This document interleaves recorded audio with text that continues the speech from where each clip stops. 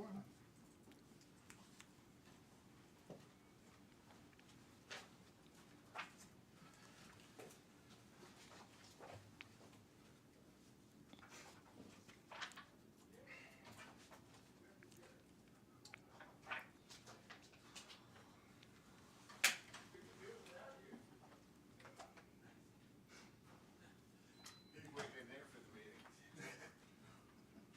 That's fine.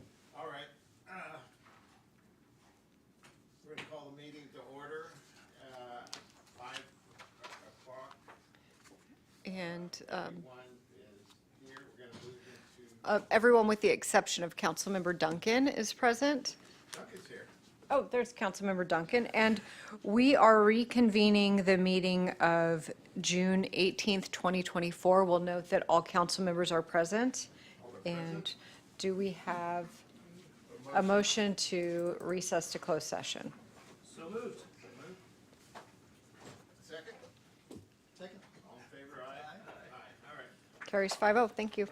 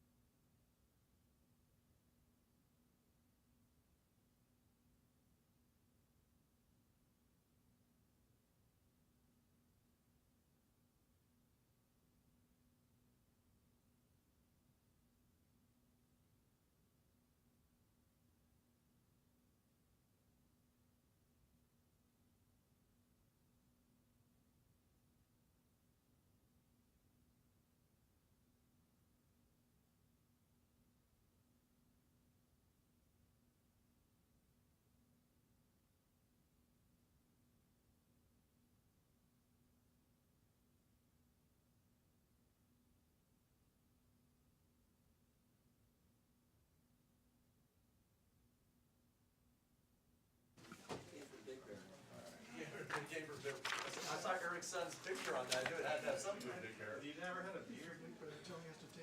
Hello.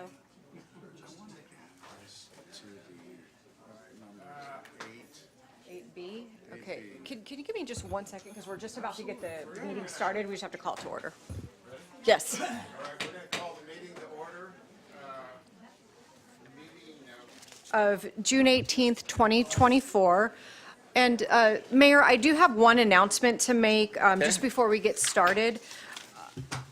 Our vendor that provides the online voting system, the iPads are down right now. They're having a service issue. So we'll still be able to show the agenda items online, but we'll do roll call votes this evening. All right. All right? We'll expect to get our money back. See if we remember. Did we pay the bill? All right, we're ready to start, and let's go first to roll call. Call the meeting to order. And we will note that all members are present. All members are present. And next item on the agenda is the invocation, and that is going to be given by Stan Mathis, member of Elders Quorum, Presidency, Ola Vista Wards, Church of Jesus Christ of Latter-day Saints. All right, stand if you can. Our dear gracious Heavenly Father, we are so grateful for the many blessings which we have. We are grateful that we live in this beautiful city. We are grateful for those that take their time and effort to serve us. We are grateful for our families and for our friends that support us and help us to be able to make this city a better place. We ask a special blessing that the spirit of peacekeeping might be here, that we might be able to feel thy love, and that those that are going to present will be able to have clear thoughts, and that we'll be able to communicate and discuss with kindness. We ask for these blessings, and we do so in the name of Jesus the Christ. Amen. Amen. All right, the pledge of allegiance, put your hand over your heart. Let's begin. Pledge allegiance to the flag of the United States of America and to the republic for which it stands, one nation, under God, indivisible, with liberty and justice for all. All right.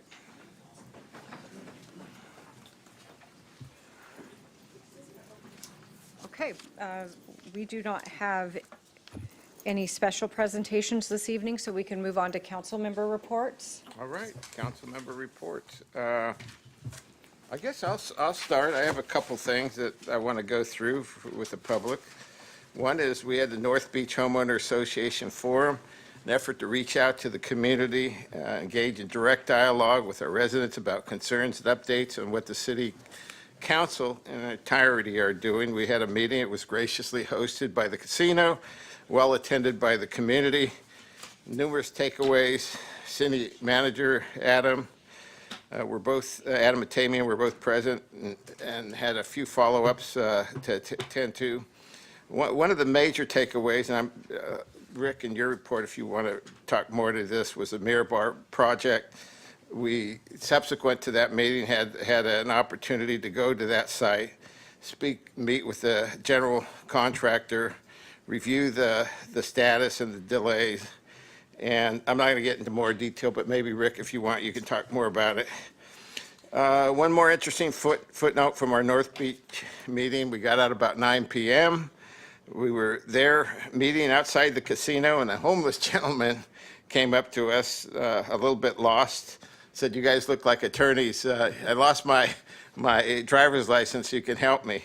Can you help me?" And of course, our response is, "We're from the city. We're here to help."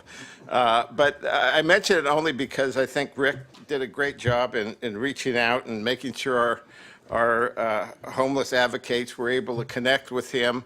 And I think the next day, they were able to assist him in getting some resources so that he could move where he wanted to move to, or move on to where he wanted to move to. Rick, if I'm going to let you fill in the details on that. I just mention it because it's one of the things we do in this city, is try and help as many people as we can. And Rick at least did his job on that night. I hosted the Marine Corps dinner along with a small group of the members. It's been our tradition in San Clemente to host a farewell dinner for the departing generals of the 2nd Battalion, 4th Marines, our city's adopted Marine Corps unit. I was delighted to host a dinner, bid farewell to Brigadier General of the Marine Corps Installations, West Marine Corps Base, Camp Pendleton. Jason Woodworth, he's on his way to Washington, D.C., the Pentagon, and we wish him the very best.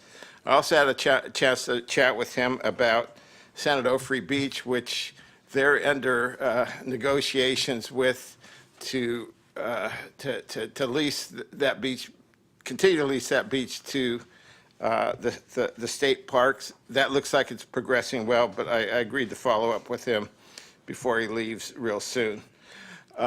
Last week I had the opportunity to go to the University of California at San Diego for a shake table test. I was invited to view and experience a shake table demonstration at the university. It's a seismic shake table. It collects data, demonstrates the safety attributes, and is able to analyze the behavior of our dry storage systems for spent nuclear fuel during earthquake simulation. So I won't delve into it. I can put more information on the website, but it was one of the steps that we're taking with the Songs Community Engagement Panel to demonstrate that the canisters that we have are safe even under earthquake simulation, and they can withstand that amount of shaking.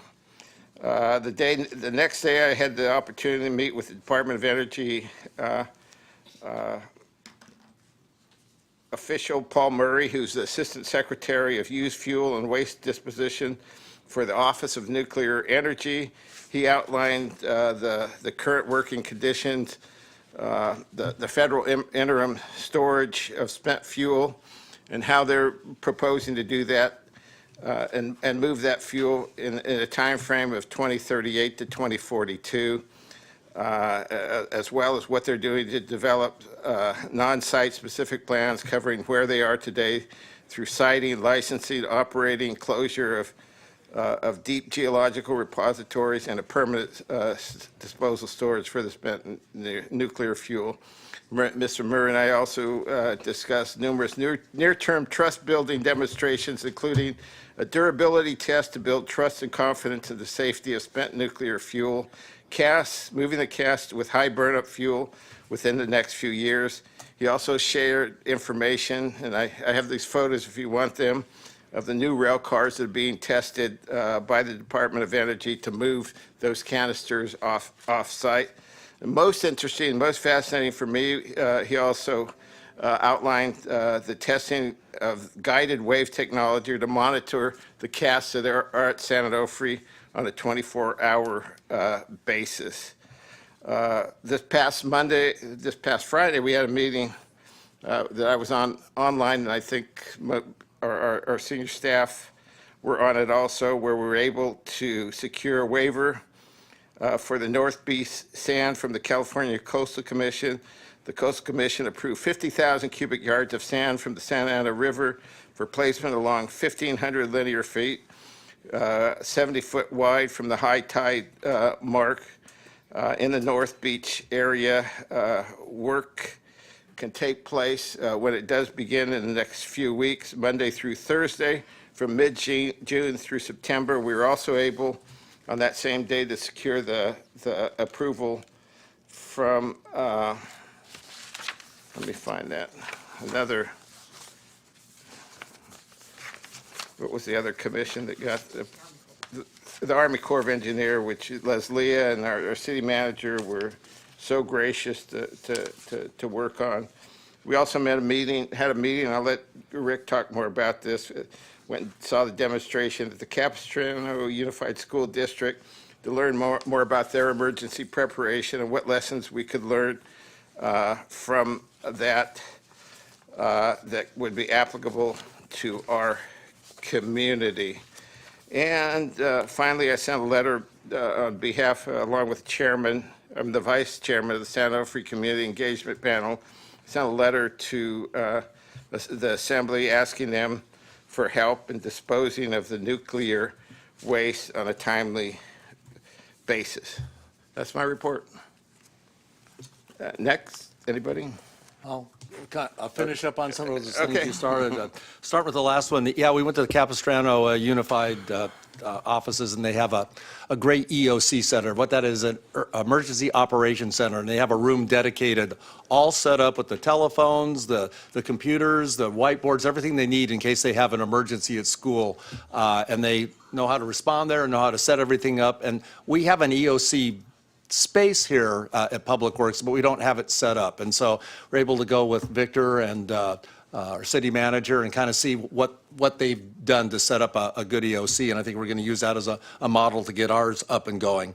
As the mayor mentioned, we did take a tour of the Miramar. I know there's been a lot of concern in North Beach residents, well, residents all over the city, is what's going on with the Miramar. It doesn't look like anything's gone there really much in 3 years. And so we went down and actually got to talk to the contractor. The developer's been giving people different stories. They've said that the vendors are going to be in there and open in August, and it's very, very apparent that that wasn't going to happen. So the contractor gave us the straight scoop. The inside is coming along. They did have a slowdown because they had a major copper theft there.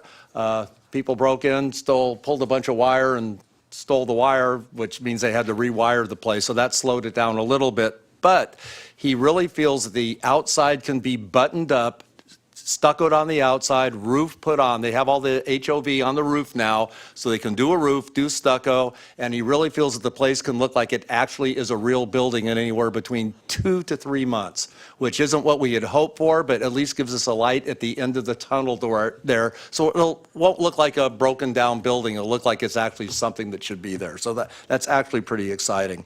To tail end also on the homeless incident we had after had a meeting last, I think, Wednesday at the North Beach, at the casino there with the homeowners.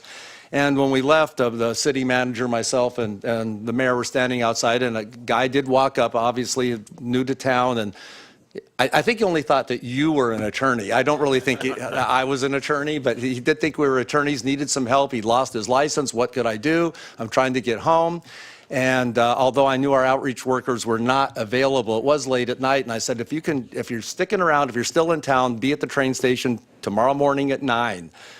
I contacted Carly Hunter, our outreach person and advisor of this person, said, Eddie's going to be looking for you tomorrow. He's wearing a green sweatshirt, and she did contact him at 9 o'clock the next morning. Hooked him up with some way to get some ID, and actually got him a ticket on the Homeward Bound program to get back to where he wanted to go, where he had family. So it shows it does work. And also on that last Monday, before this had happened, I was down with I was at the first session of the junior lifeguards to watch them kick off, and I was walking back to my car at the Pier Bowl, and I saw Carly Hunter and Troy and Deputy Amber Garcia speaking to an individual on the sidewalk that I have known for many, many years as one of our local unhoused person who has a very, very distinct drug problem, an alcohol problem, and he was sitting on the curb, so I just went over to see how, what was going on. And Deputy Garcia took me over to the side and said, well, he's agreed to go into treatment. And this guy has never agreed to go into anything. And so Carly and Troy were working on a place to put him. They got him a place that would treat him, but they said he had to go right now or they wouldn't take him. And Deputy Garcia phoned dispatch and requested permission to transport this guy to the facility. They said yes, and so we got one of our longtime chronic homeless, at least got him into a treatment for now. Let's keep our fingers crossed and hope that lasts. But it's a lot of great things happened this last week, so that's my report. Anything else? No, I'll go last. Go ahead. So I was not in town the last a few weeks, so thank you for attending all those things. Very important. I was on a family vacation, but I was able to have the amazing opportunity to stopped by the Normandy D-Day Memorial, not on the 80th anniversary, but a week after. And it was truly an incredible experience. If you haven't had the opportunity to go, I would encourage you to, and find that opportunity to take it. I just wanted to share two of the quotes that were engraved on the memorial sites there. First one was, their graves are the permanent and visible symbol of their heroic devotion and their sacrifice in the common cause of humanity. The second is, these, meaning those who passed away on that day, endured all and gave all, that justice among nations might prevail, and that mankind might enjoy freedom and inherit peace. And those quotes put a lot into perspective on how we go about our business and in our city, the things that we care about, things that we focus on. All these things, they are important. But what they did there on that day was something not for themselves. It wasn't even necessarily for America. It was for other people's freedom, freedom for all humanity. And those characteristics embody why so many love what America stands for. The freedom that we stand for, not just for ourselves, but that we believe all have that right. So, thank you for letting me Absolutely. share that. I agree Yes. with you. I've been there a couple of times, and it's, if you ever get the opportunity, it's a moving monument to American freedom and freedom of all of Europe. So I'd second your sentiments. Anything else, Chris? Did you? Steve, you have anything? No, go ahead. Okay. I'll try to be brief here so we can get into the agenda. So car show, we had the San Clemente Downtown Business Association car show a couple weekends ago. Now, even more successful than the past, I guess the most people ever, over 10,000 people. So I was honored to help give out the awards, as I always do, as the liaison to the DBA. And it's always a great feeling when we get Del Mar, all those classic cars and everything. We're such a great place to host something like that, and I love the community feeling about it, right? And how you get all ages there to celebrate those classic cars. So that was wonderful. Kudos to the DBA. Did attend Flag Day with our supervisor, Katrina Foley, over in Dana Point. It was spectacular. If you made it down there, all the American flags all lined up exactly sort of in rows. It was incredibly meaningful and hosted with the VFW in Dana Point. That was great. We had Father's Day, so to all the fathers out there, happy post-Father's Day, or as I like to call it, the second Mother's Day, actually, because the way my wife does it, she schedules all the stuff she wants to do, right? So we got pedicures, we went on a hike, but, you know, it was great. It was great Father's Day to take a break and sort of just spend time with family. Should mention, on the surfing front, if you hadn't seen, the WSL decided to have the finals elsewhere next year, which we expected. It's going to be in Fiji. So a little bit harder for the Groms from San Clemente to get to, but we will have it this year, and it's going to be, I think, the best ever. Hopefully we have some San Clementeans in the finals again, and so look forward to that in September. But on the surfing front, good news, we are making some adjustments to the Blackball on T Street, and so kudos to our Marine Safety Department for working with the surfing community to make adjustments and lessen the blackball. So there's more time for surfing for our local surfers at our local break T Street, where the Colapintos started and everybody else. So that's a little mixed blessing, but you know, having the finals here for its last year before it moves is going to, you know, it's going to be an incentive to make it the best ever. So we're looking for our business community to gather around and really make it very successful. And we will get a competition every year, just not the finals. One final note, saw on the news, Willie Mays passed away. So kind of a sad note, but he was 93, lived a full life, one of the greatest baseball players ever. So anyway, thank you. Thank you all for being here. Thank you. All right. Yeah, just one quick thing. Since our last meeting, I attended the Regional Alzheimer's Facilities fundraising event at the Casa, at the casino.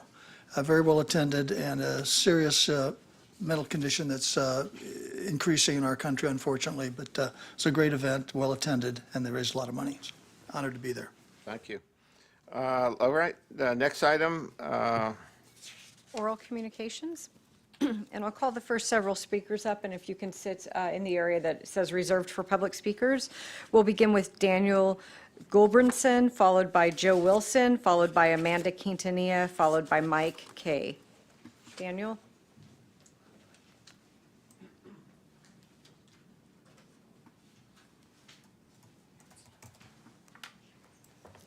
welcome. Nice to meet you all. I came down from Big Bear. I love your agenda, the way you guys have it laid out. It's beautiful. I'm going to take it back and try to make some improvement on ours. Also brought some articles.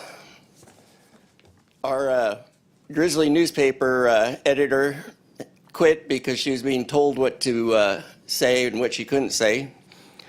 So in honor of Volume 1, Issue 1, we have somebody that used to work here. Most of you may know Son. You all need to get an article. And I'm going to try to keep in mind the prayer, and try to keep that in mind. I also have from an ex-councilwoman that quit because she was being harassed, degraded, bullied. That paper's in here too.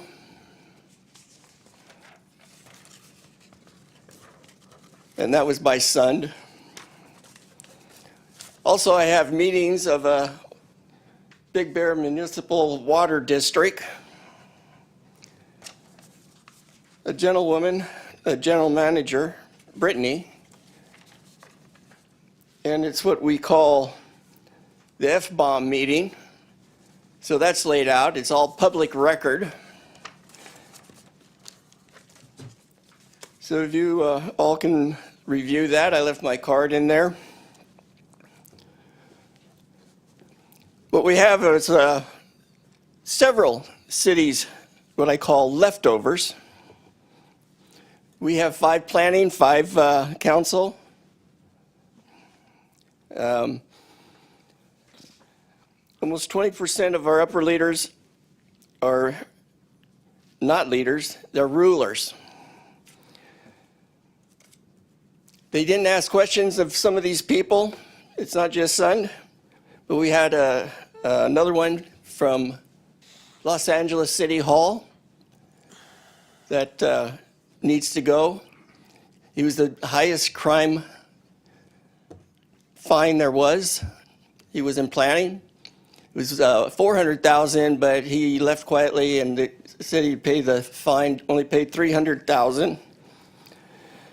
And I just want to say there's going to be some angry women. I tried to get between my daughter and wife one time, and that was a mistake. And we're going to have angry women there. I Thank figure you. it's only going to take about 30 to be the same as Hiroshima, because there's going to be some angry Thank you. women. Thank you for your comments. Joe We'll Wilson. take a look at your documents. Pardon me. Joe Wilson, followed by Amanda Quintanilla, followed by Mike Kay. Good evening, everyone. Thanks. Good to be back here. One brief but very important request that I have for you, a call to action, if you would consider this, please. And that is that quite a few months ago, early in the year, OCTA created a sense of urgency and communicated this urgency about trying to protect their tracks, particularly in the south end of town, and that it was urgent to get that done before next year's, the winter storms. Given the calendar, we only have, 4 or 5 months or so left before some kind of action could be taken to protect those tracks. What I'm concerned about, and what I'd like to ask you to do as a group, or designate one of you to do so, is to make sure that OCTA is transparent in the coming weeks and months about exactly what they plan to do in these upcoming weeks and months. I know that there's a delicate and complex relationship that this city has with OCTA. They're very supportive of the city in a lot of ways. It's not so easy to say the most important thing is the sand, but it's crucial that we don't have them create any damage to our beaches. So I'd like you to consider, please, ensuring, doing the best you can to get OCTA to communicate in the coming weeks exactly what they plan to do. Are there boulders going down? Is it only boulders, which is obviously not okay? If there's going to be a mix of sand, how much sand? Is it enough to keep the ocean away from the rocks, which if the ocean does reach the rocks, as you've all learned, it will scour away the beaches. Please take an action like that. Thank you very much, guys. Thank you. Thank you very much, yeah. And we just to let you know, we do meet with them frequently, and we'll continue to. Amanda Quintanilla, followed by Mike Kay, followed by Suzanne Ruiz. I have a quick presentation. As a long, let's see, next slide, please. As a longtime resident of San Clemente, who grew up at North Beach, I'm very happy that the California Coastal Commission approved the waiver allowing the placement of 30,000 cubic yards of sand at North Beach, and I appreciate the Coastal Commission for doing that. I also appreciate and thank Assemblywoman Lori Davies for her support letter to the Coastal Commission. Next slide, please. As well as thank you to Senator Blakespear for sending a support letter as well. And next slide, please. Thank you to Supervisor Katrina Foley as well for sending a wonderful letter.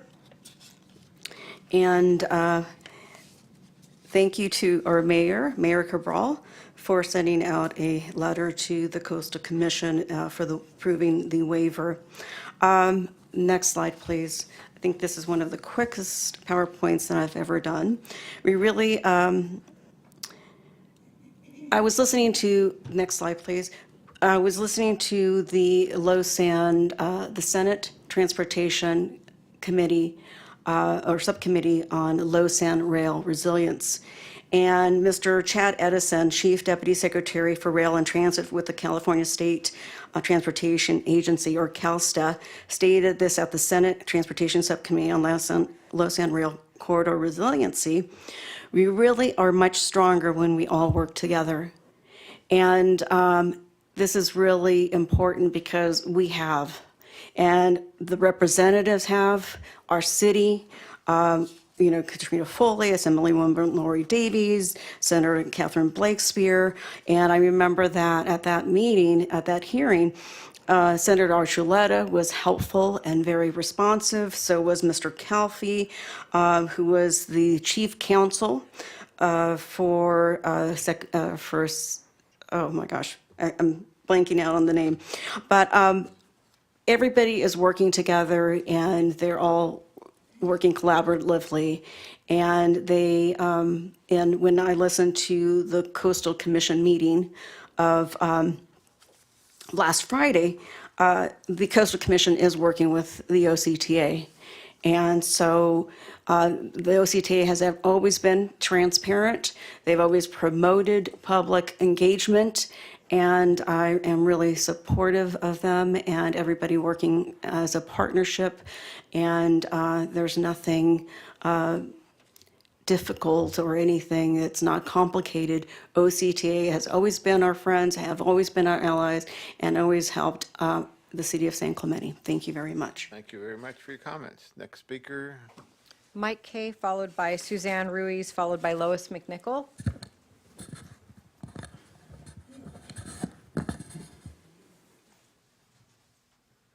Do you have a PowerPoint? Nope, just Okay. looking for the clock, but, okay. Council, Mayor, I want to speak on a subject I brought up before repeatedly. I just want to touch base and go into a little bit of detail on our need as a community to be fire wise and fire safe.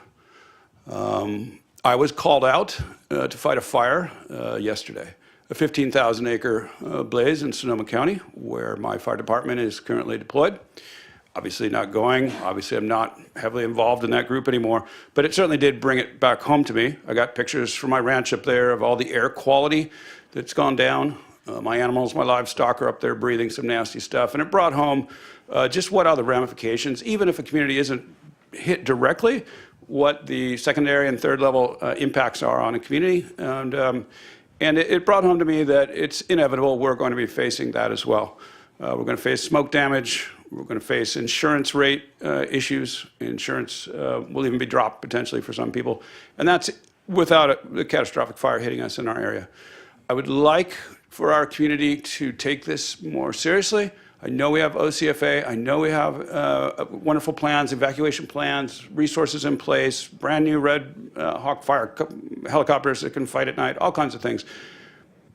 What I'm hearing up north is that winds are 80 miles an hour.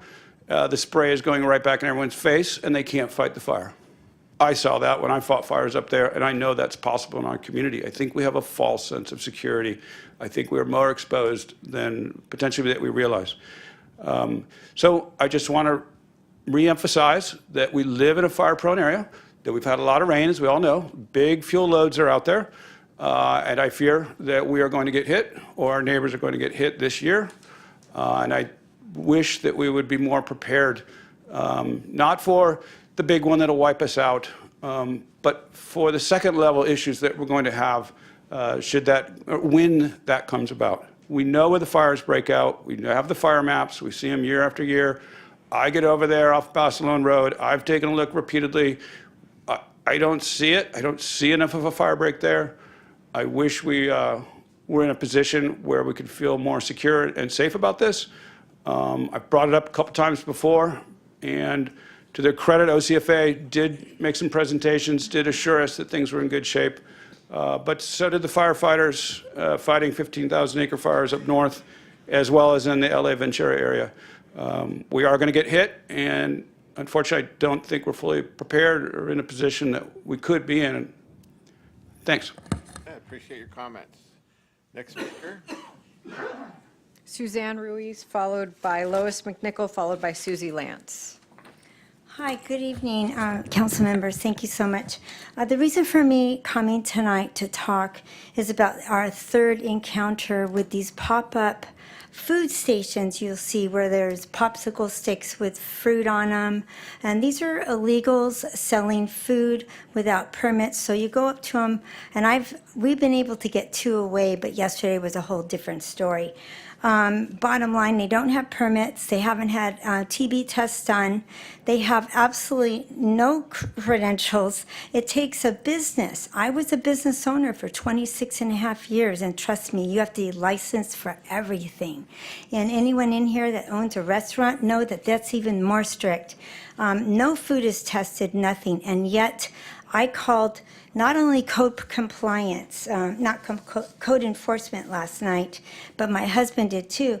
But we went shopping. Okay, so they were outside. I have it all video. I have pictures, everything.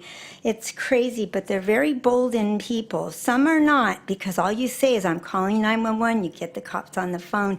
They get out of there. And they almost always have handlers, like they did last night. One particular one in front of Sprouts did not one time. He did not. He just grabbed his stuff and took off. So bottom line, if they have something to fear, it's because they don't have the permits. Just like last night. But they had a handler that was a tough guy, comes out of his car. He went around the parking lot a few times to see who dropped my husband off to go approach him with the city compliance paperwork that we had with us, okay? Showing them that they are not compliant, because we asked them, do you have permits? No. Do you have TB tests done? Did you get a health approval? No. Bottom line, nothing. And this is unacceptable. But I think there might be some problems with the area. So let's talk about this. We have also a problem with fentanyl in the United States of America. But California border and Mexico, this is where it's coming in. So I have some data points I just grabbed off the internet. Bottom line is fentanyl only takes 2 milligrams, for it to kill a person. and a child even less. That's the tip of a ballpoint pen, okay? The second thing is the leading cause of death among 18 to 30-year-olds. It's fentanyl poisoning. Can you even believe it? We're losing our youth, our young people. And the other thing is our tax dollars are paying for code enforcement that are not available. And that is exactly what happened last night. So let me go into what happened. I called code enforcement. My husband I dropped him off. He went to the Stater Brothers in Cove, where you come in where that 76 station is, and the Stater Brothers market sign. we have to- I know, but this is so important. It is important, This but- is about food but we've poisoning. already been This is through here. about illegal food processing. I get it, but we have to limit They're everybody selling to it. 3 minutes. Okay. We've been here for 8 hours. I've been here I for already 8 got in hours touch. already. I already And got probably it. have another 4 hours, so thank you very much for your comments. I would suggest that you do talk to our city I manager. know, no, Yeah. I've already talked to the compliance, Okay. code compliance supervisor, Daniela All right. Soraham, and I will be But talking more with her. Thank you. And this is unacceptable. This is our Thank you. Who's the third next time. speaker? And they're very aggressive. Lois McNichol, followed by Susie Lance, followed by Frank Schneider, followed by George Gregory. Lois? Okay, and I do have a presentation. I don't have one from you. Oh, I sent it to you. And I even confirmed that I would be coming to the June 18th. Oh, excuse me, let me just stop this. We do have it saved in our presentation folder? It's not under Lois's name. Okay, what is it under? Do you know what name it was sent under? It was probably sent under Sand and Surf. Oh, Yeah, that's it. oh, I had it as Bonnie Platt. That's the, pardon me, that's the email address that it came under. Okay. Yeah.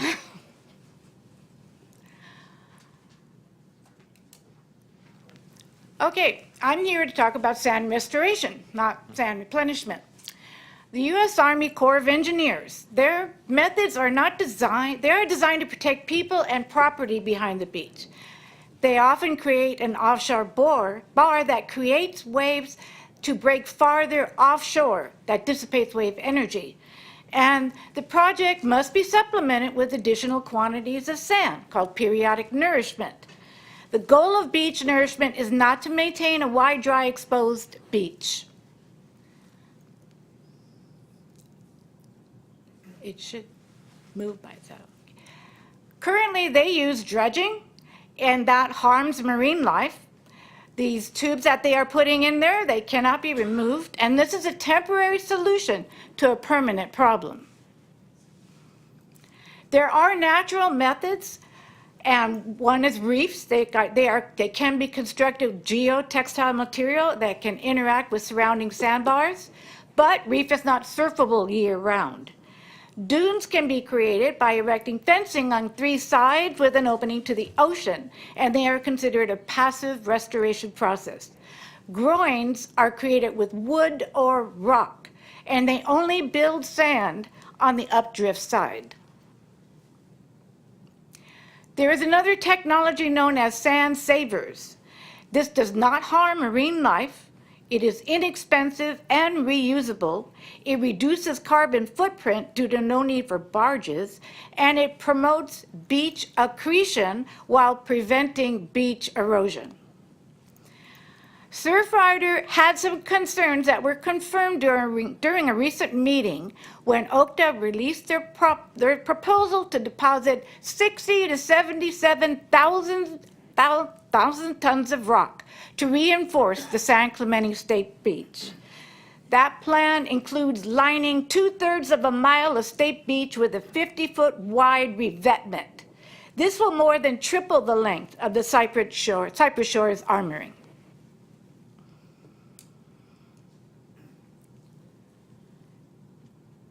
And public access to San Onofre Beach will end August 31st, 2024. So I'm glad we are acting on that.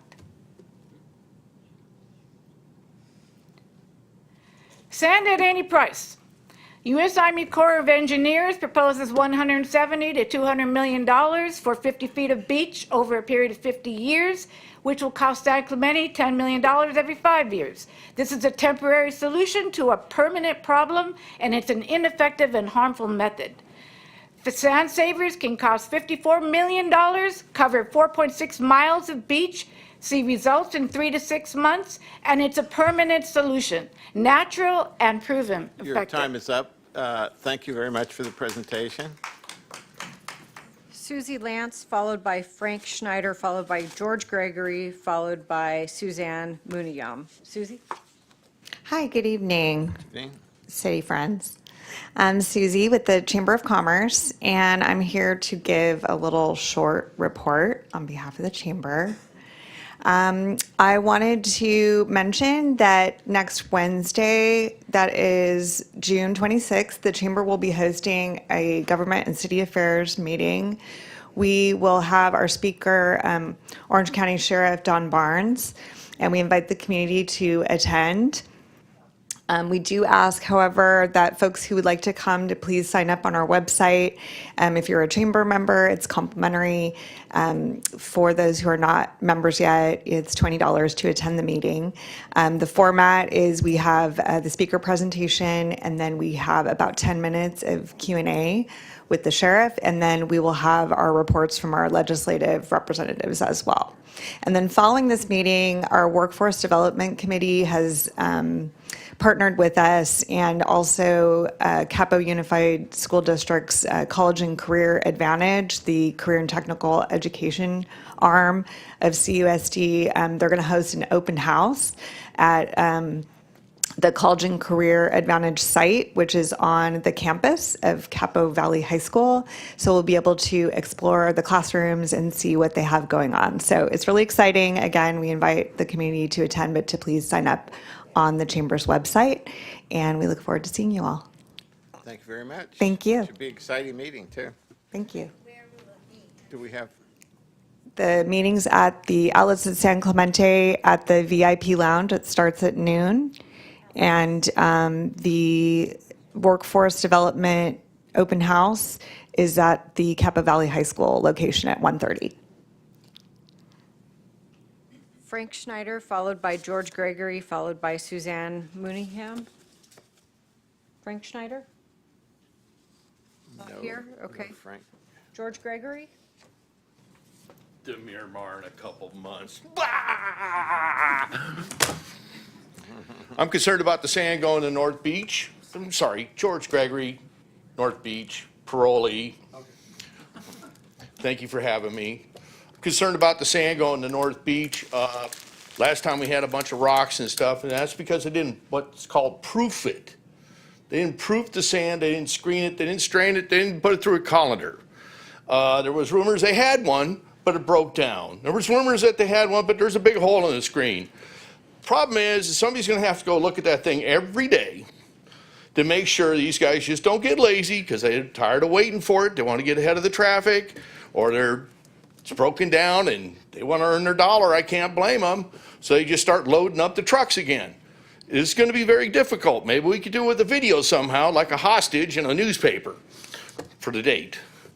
My second comment is no new taxes. Do not give me taxes to pay for sand. In other words, allow some development in our community. It'd be nice if the Miramar was, instead of a drain on our community, was an asset to our community. My endeavors have been stalled out for 20 years, and they're good endeavors. Build a harbor. A harbor will make you tons and tons of tax money, and it'll release some of the ocean to the rest of our community that like to fish, use sail, boat, charter, swim, stand up paddleboard, blah, blah, blah, blah, blah.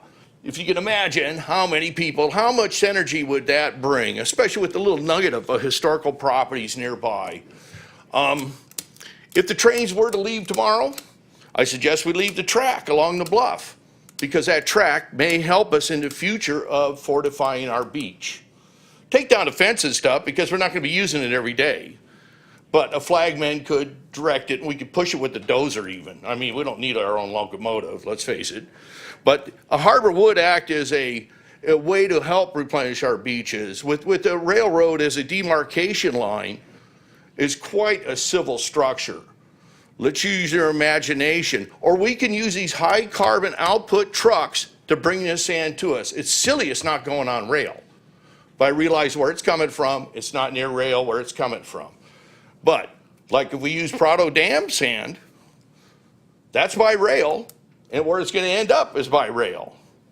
So a wonderful, wonderful way to move the material about. So anyways, no new taxes, Andy. Thank you for your time. Thank you. Thank you for your comments. Next speaker. Final speaker is Suzanne. Hi, good evening, City Council. I have two issues. One is water. Chemicals that are used in our water is copper, lead, nitrate, which is fertilizers, industrial waste, etc.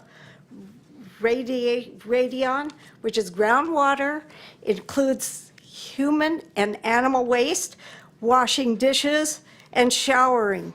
Fluoride, well, that has dental issues, bone deterioration, and neurological development, brain development, which means cognitive thinking. So it deteriorates the thinking of your brain. It causes thyroid deterioration. By the way, Crest toothpaste, who says they have fluoride in there, has never, ever been approved by the American Dental Association, even though they have that on their bottle. Also, the calcified pipes are having to be replaced in both residential and commercial buildings. The next thing is food cart, where they're operating without the permit. There's no food regulations, and the code violations cause health concerns and food safety. The illegal immigrants usually are the owners. Fentanyl has been discovered in fentanyl has been discovered in food shopping carts, food trucks, and food carts. So the code enforcement in Washington is in Washington, not California, and definitely not in San Clemente, California. And that's basically what I have to say. Thank you so much for listening. Thank you.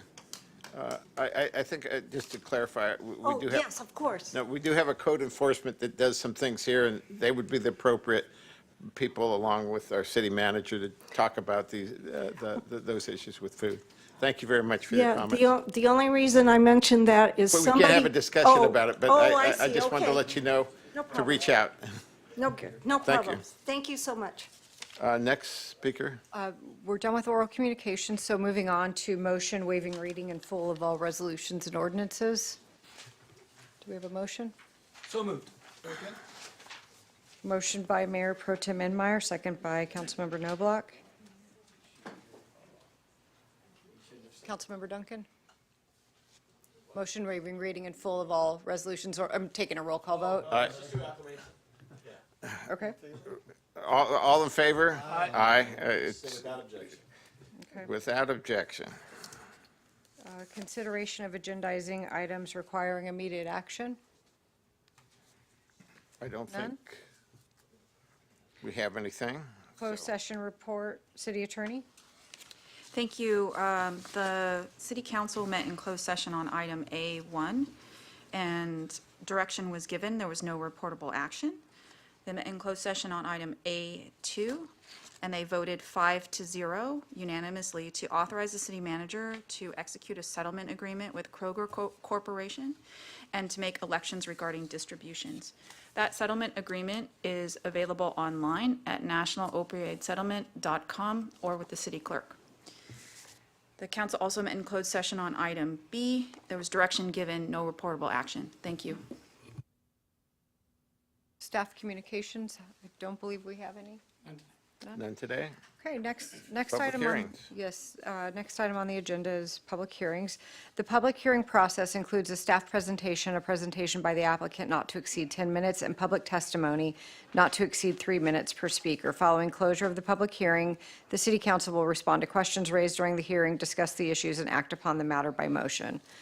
First public hearing is a park master plan amendment of Richard T. Steed Memorial Park, Baron von Willard Dog Park, and adoption of an addendum to the initial study mitigated negative declaration pursuant to the California Environmental Quality Act. And we have Beaches, Parks, and Recreation Director Wiley here to present. All right, so we're going to open the public meeting right now and hear the testimony of Samantha Wiley. Samantha Wiley, Beaches, Parks, and Recreation Director. This evening should be a pretty simple item. This is simply an amendment, adopting an amendment to the Richard T. Steed Baron von Willard Memorial Master Plan. This includes, really specifically, it's focused on the change from 16 pickleball courts to 24 pickleball courts. You might recall that this is the adopted master plan from just May of last year, so a little over a year ago. Council approved a master plan update to Richard T. Steed Park, and that included a variety of elements. And within this master plan, there was a recommendation for 16 pickleball courts at that time. Shortly after that meeting, the council requested staff look at amending this master plan to include the option for up to 24 pickleball courts. So that's 8 additional pickleball courts, and that's what we're looking at this evening. So the proposed amendment here essentially adds in an additional 8 courts. It does some rearrangement of the previously adopted master plan, but all of the elements remain in place. I want to note that with the addition of 8 more pickleball courts, we do edge into the multipurpose field, so it does become quite a bit smaller. In the original master plan, that field was World Cup size, so quite a large soccer field, likely not to be used for any type of World Cup activity. So this is a 10U field, so a bit smaller, but still very accommodating to the activities that we see all of our youth sports and adult programming used in San Clemente as well. So you'll see there's some shift in the conceptual plan at the end of the day that moves the volleyball courts around, it moves the dog park. It does still leave some open flexibility for kind of some open grass areas, lookout points, so all of those remain intact. It's also key to note that this 24-court design includes an expansion of the parking lot, and that's a really critical component as we look to build out this final plan.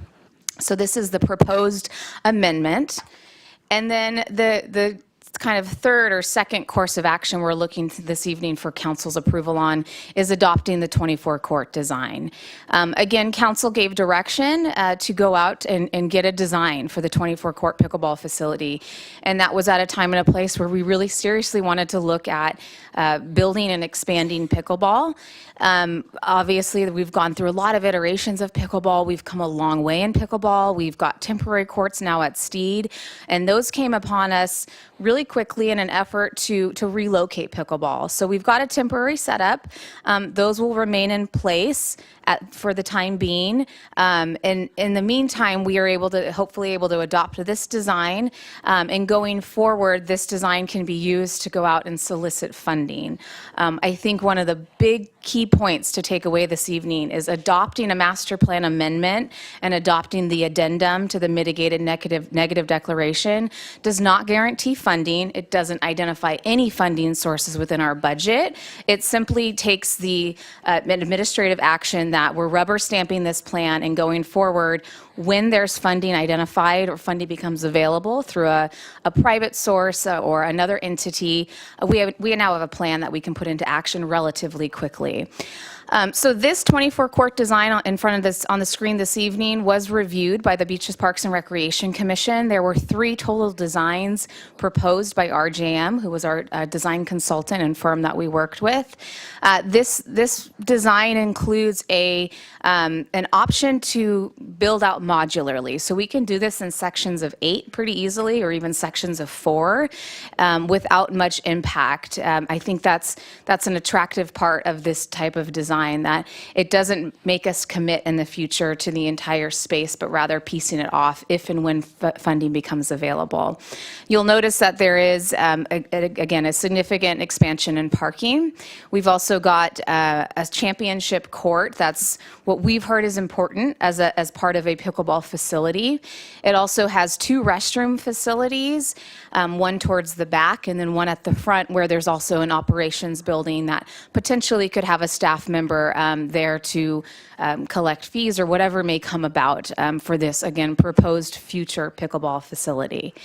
And that ends my design. I do want to note that, again, this is not triggering funding. This is just rubber stamping the 24-court design, finalizing and adopting the master plan amendment, and adopting the addendum to the mitigated negative declaration for the environmental analysis. And then in summary of the environmental components, most of the findings for the additional 8 courts, it was negligible or not significant enough to trigger any additional needs from the environmental standpoint. So any monitoring that was put into place through the adoption of the initial study and M&D stays in place as soon as construction begins. So I'm happy to take any questions if there are any.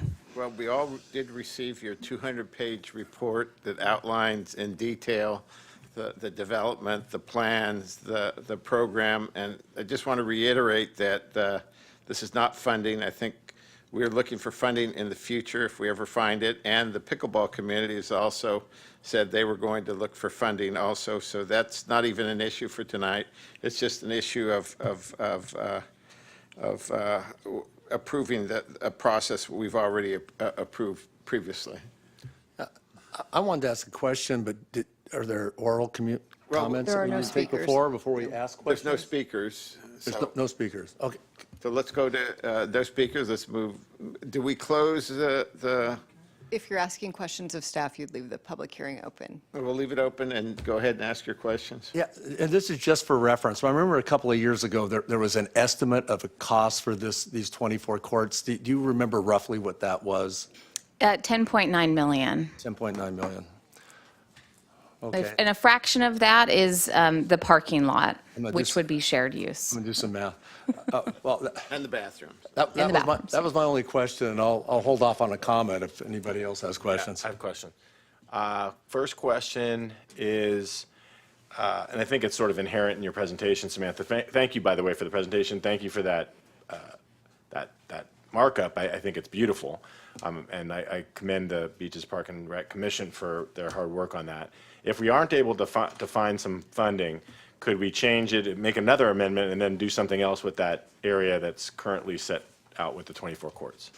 Yeah, anything's possible. I think when you look at a master plan and implementing it, you now have elements that can be looked at. And just because there's an option for 24 courts doesn't mean there has to be 24 courts. It could become 12 courts. It could become 10. And then maybe you look to rearrange the volleyball courts and expand the dog park, or you add in a different type of multipurpose field, or you add in a different softball field.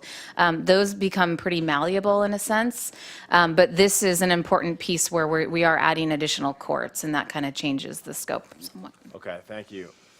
Yeah, that was the first one. The second one is, we've heard from the skate community, and I know that there was some concern that the other pickleball courts that we did install displaced them a little bit. Does these 24 courts adversely affect the potential for a skate park at Steed or any other park, I guess, if it's part of the master plan in that location? No, again, hypothetically, if we play out the master plan, those 8 temporary courts are temporary, and we would essentially take those 8 courts and plant them where they're supposed to be, which is at the end of the parking lot. Then that allows for the final expansion of the skate park. Similarly, and again, this is all very hypothetical, you could say, pickleball kind of works where it's at. we're going to consider an expansion of the skate park where pickleball was. Again, you now have a master plan that has those expansion and those elements adopted into it. And while the original concept design, I think, is the best fit, but it does give us flexibility now that we have an adopted plan to kind of puzzle piece and Tetris some of the other elements together. And is the city still committed to expanding skate park facilities for our skating community? Absolutely. That included some funding for this upcoming new fiscal year that council approved and adopted through the CIP program at its last meeting. So we're going to look to do a small expansion and potentially adjacent to the existing skate park of some additional features that would enhance the skate park and expand it somewhat. So it's kind of that first step. Thank you.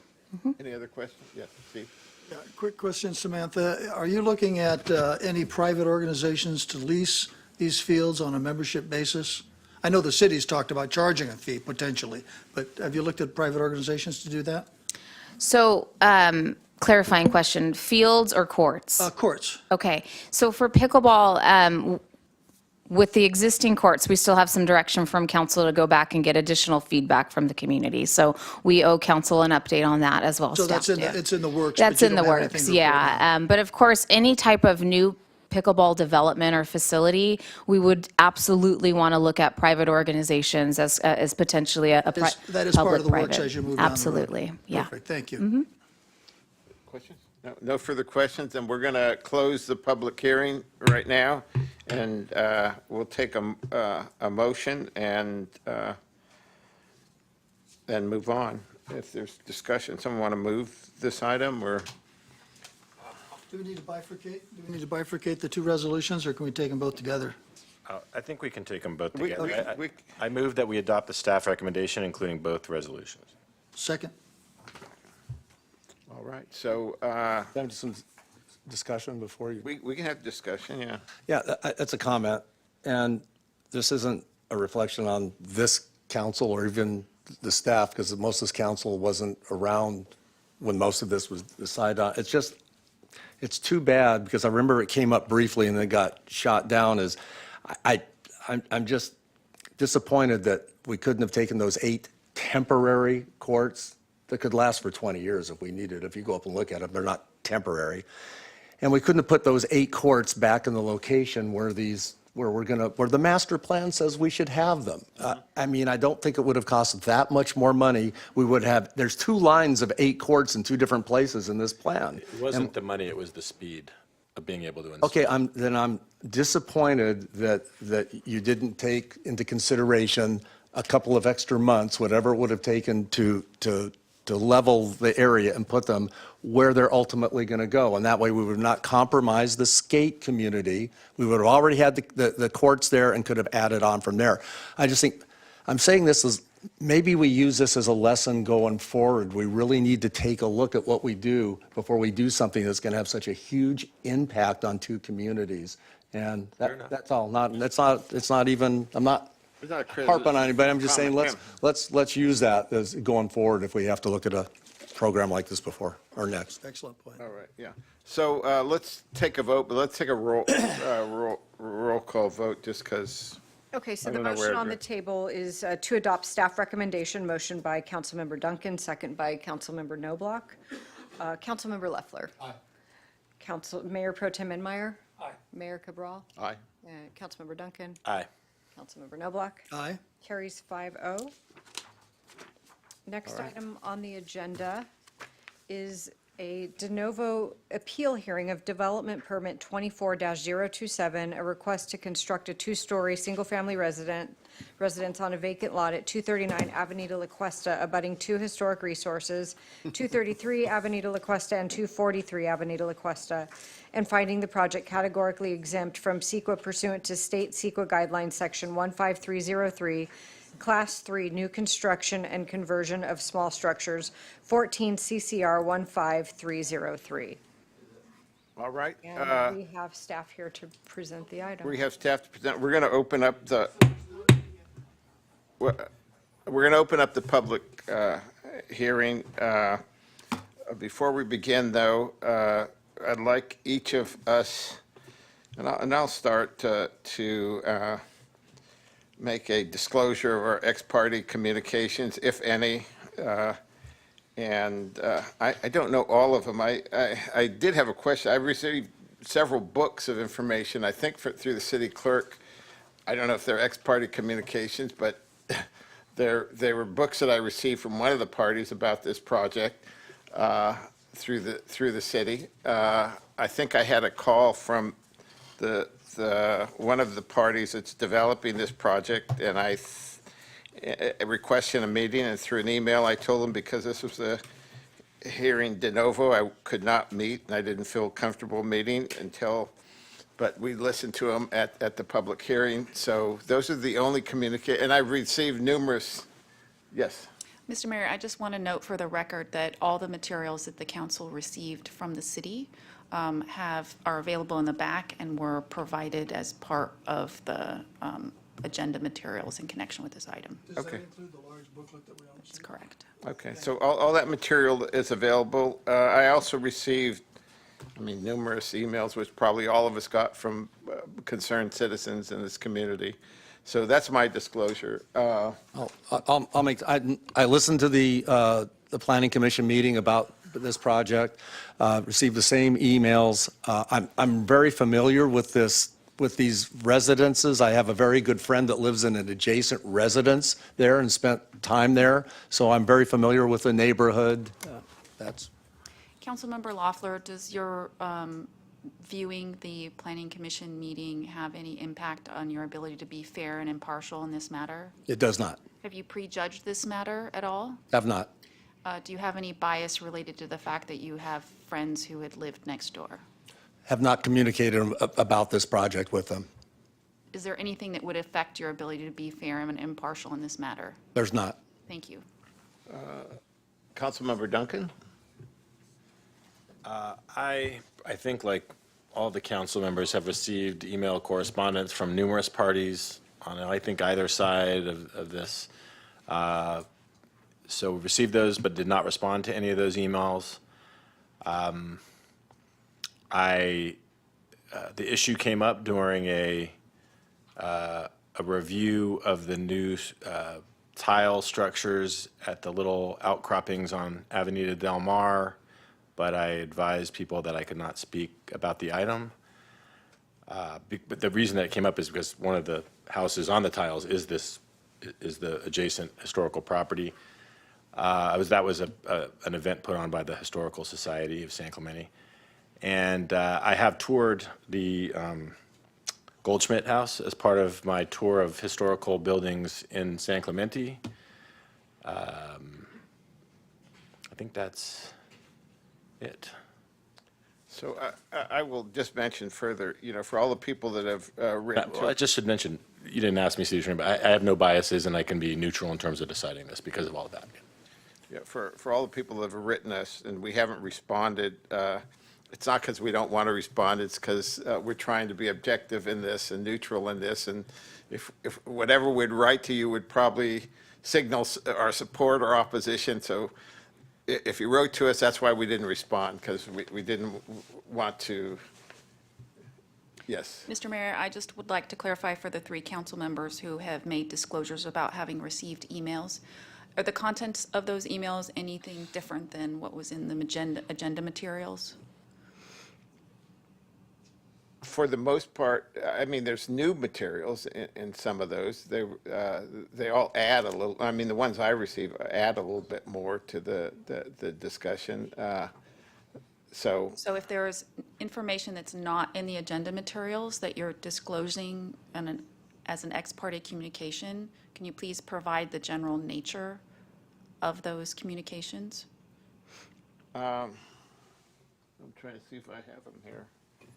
They were all through emails, and I think they went to every city council member, and they were from. I think the answer to your question is they reflect the same information that we got in the city packet.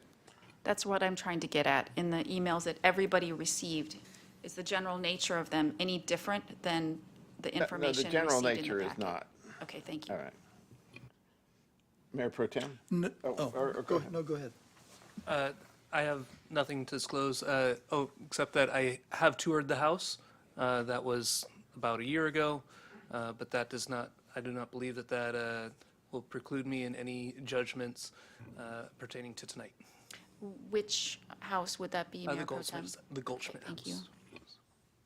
I have no ex parte communications on this matter. Thank you. The only thing I would add is I did tour the neighborhood, drove around the neighborhood just to get a better sense of what the community and the neighborhood look like. And with the, other than that, I don't have any other information. So let's start then with the city report. Thank you, Mayor. Good evening, members of the council. David Carrillo, Associate Planner. So the project being reviewed tonight is located at 239 Avenida La Cuesta, as seen on the screen here, highlighted in the aqua blue. It's within the residential low and special residential 2 overlaid zoning district, and it's abutting 2 historic resources. To the right, it's the Goldschmidt House. This home was constructed in 1928 and was designed by Paul R. Williams, a prominent African-American architect with a myriad of projects in the Los Angeles area. This is also in the National Register, and it was placed in that list in 2004. To the left is the Campbell House. This was constructed in 1941 and also designed by a prominent local architect with mainly work in the Laguna Beach area. This is Aubrey St. Clair. And just to note, there is additional historical data on each of the historic properties noted within the staff report. So I wanted to answer the question as to why this is before the council tonight. So this is, again, to reiterate, a single-family residential lot in the subject zone. For any new single-family residence proposed in this zone, it requires a building permit review, which is ministerial, meaning that if the applicant meets the requirements and checks the boxes, the permit can be issued. In this case, when you have abutting historic resources, it triggers a discretionary review, and for this project, it's been reviewed under a development permit. You might have read through the emails and public comments that there is a concern on the title of the permit. This would have been reviewed as a cultural heritage permit about a year ago, but after the zoning streamlining amendments recently adopted by City Council, the name was changed to development permit. So that was mainly done to better associate the cultural heritage permit name to historic properties and facilitate things such as record keeping or running reports on projects that are done on historic properties. As far as the process, part of the concern from the public is that if this is being reviewed under a development permit, the same process will not be applied here. And I'll confirm that it's the same process if it's called a development permit versus a cultural heritage permit. The project was reviewed by the development management team. It was reviewed by the design review subcommittee, which also acts as the cultural heritage subcommittee. And as shown on the screen, it was approved by the Planning Commission on May 8th of this year. And I'll go over the required findings that the council has to make to support the project in the coming slides.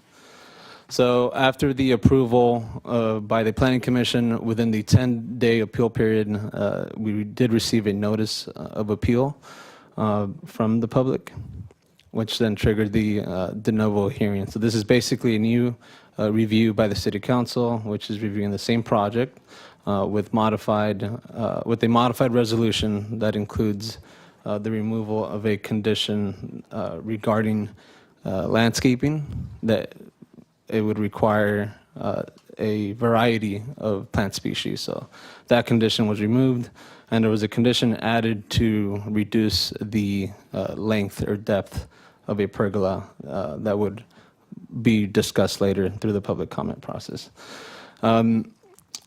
So again, the city council must make required findings to approve the project, and I'll show those on the screen as we move forward. So the project is a modern single-family home with an attached 3-car garage. We see the size of the home on the screen. It'll accommodate six bedrooms and 8 bathrooms, and it would include outdoor spaces such as a sports court, a pool and spa, and patios.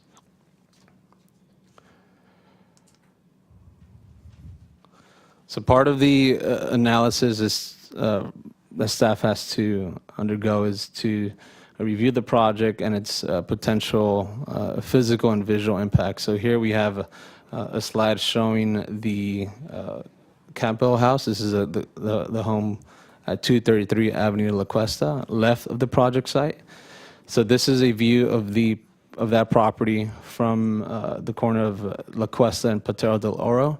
We can see here that this property is significantly screened by overgrown vegetation, which is currently not in compliance with city hedge height limits.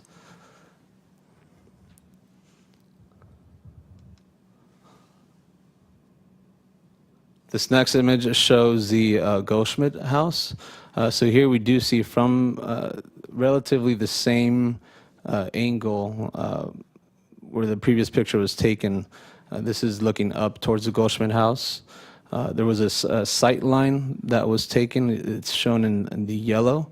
This essentially is extended from the left wall plane of where that window is on the screen and extended towards the intersection of Patero del Oro and Avenida de La Cuesta.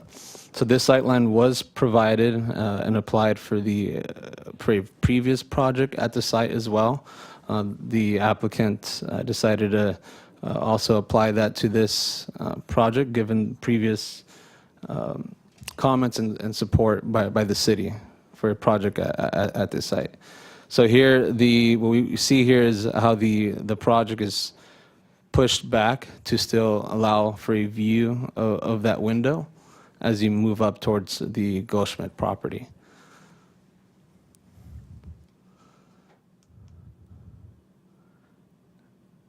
And this is another shot taken further up on Avenida La Cuesta that gives more of a view of the front of the home, of the Goldschmidt house, in relation to the proposed project, which is on the left side.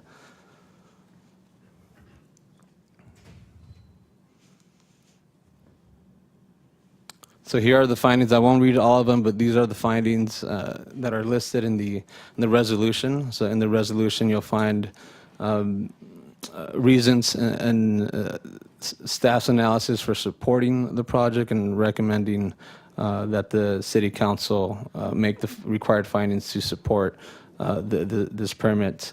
To run through a few of them, the project must be consistent with the general plan, also with the city's design guidelines. I'll say during this section that there were some also concerns with the style of architecture. In this area, there is no requirement that a Spanish colonial revival home be built on the lot.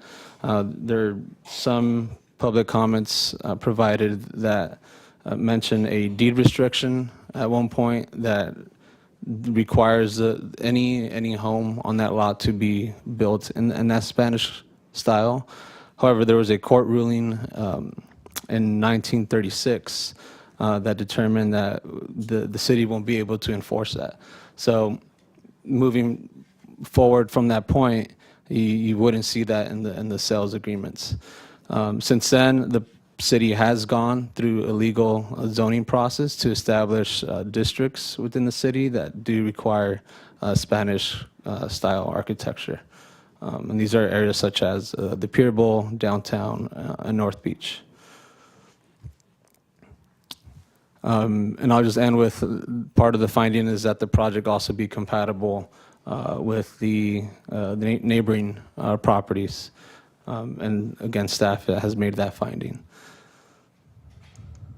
So in conclusion, staff recommends that the City Council determine the project is categorically exempt from the requirements of CEQA and approve the project subject to conditions of approval. We do have both the applicant and staff available for any questions. All right. Is this conclude the city report? All right, okay. Yeah. All right. We're going to hear then, we'll have the applicant will be given 10 minutes to present. Let's see. Are both parties given 10 minutes now? No, just the applicant. And I will say, I don't have a speaker card for the applicant, at least not under the names I was given. Is the applicant here, and do you wish to speak? Okay. Could you fill out a speaker card just for the record then, so we have it? Okay. So we'll give the applicant 10 minutes to present. And you have a presentation. And then we'll have public comments. Perfect, you've got it. Oh, okay. Okay, so I will set the timer for 10 minutes. We're going to set it right now, and you'll have 10 minutes to present.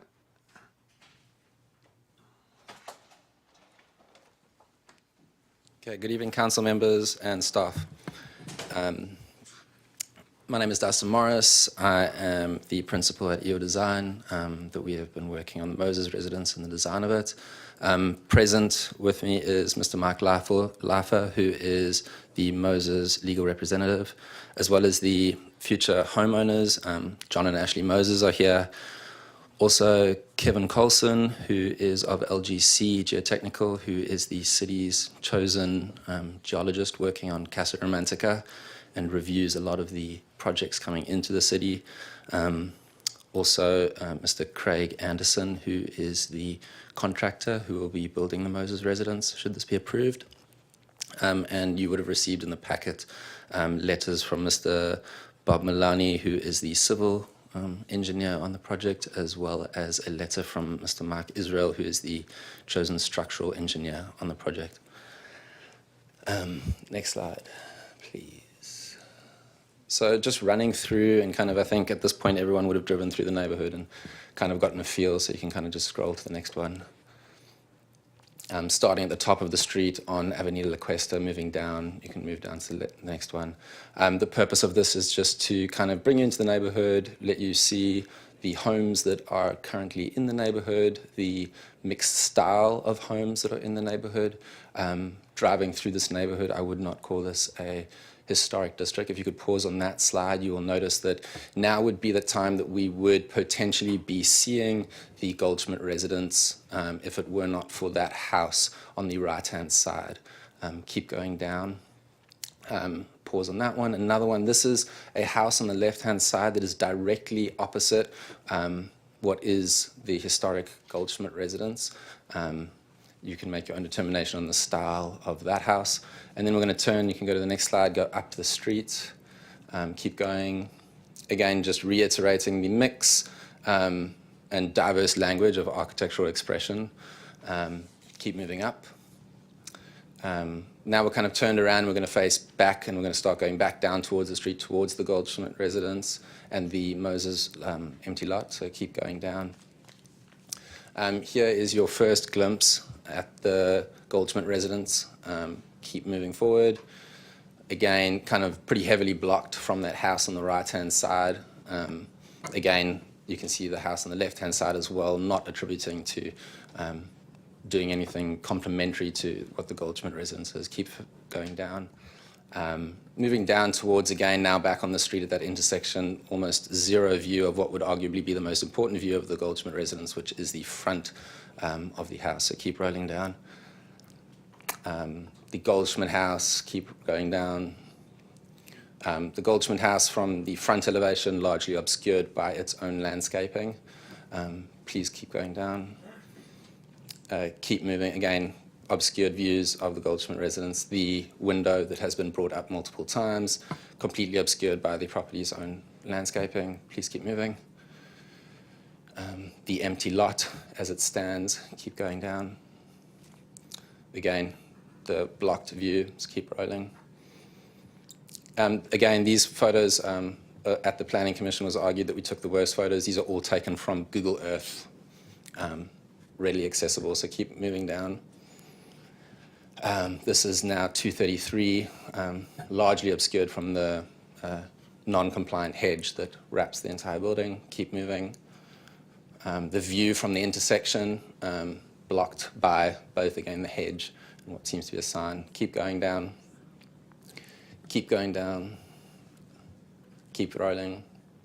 Keep going. Again, back onto kind of the neighborhood and just getting a feel for the neighborhood and the mixed and diverse expression. So keep rolling. You can kind of just breeze through that. That would be great. Keep rolling down. Keep going. Keep going. Keep going.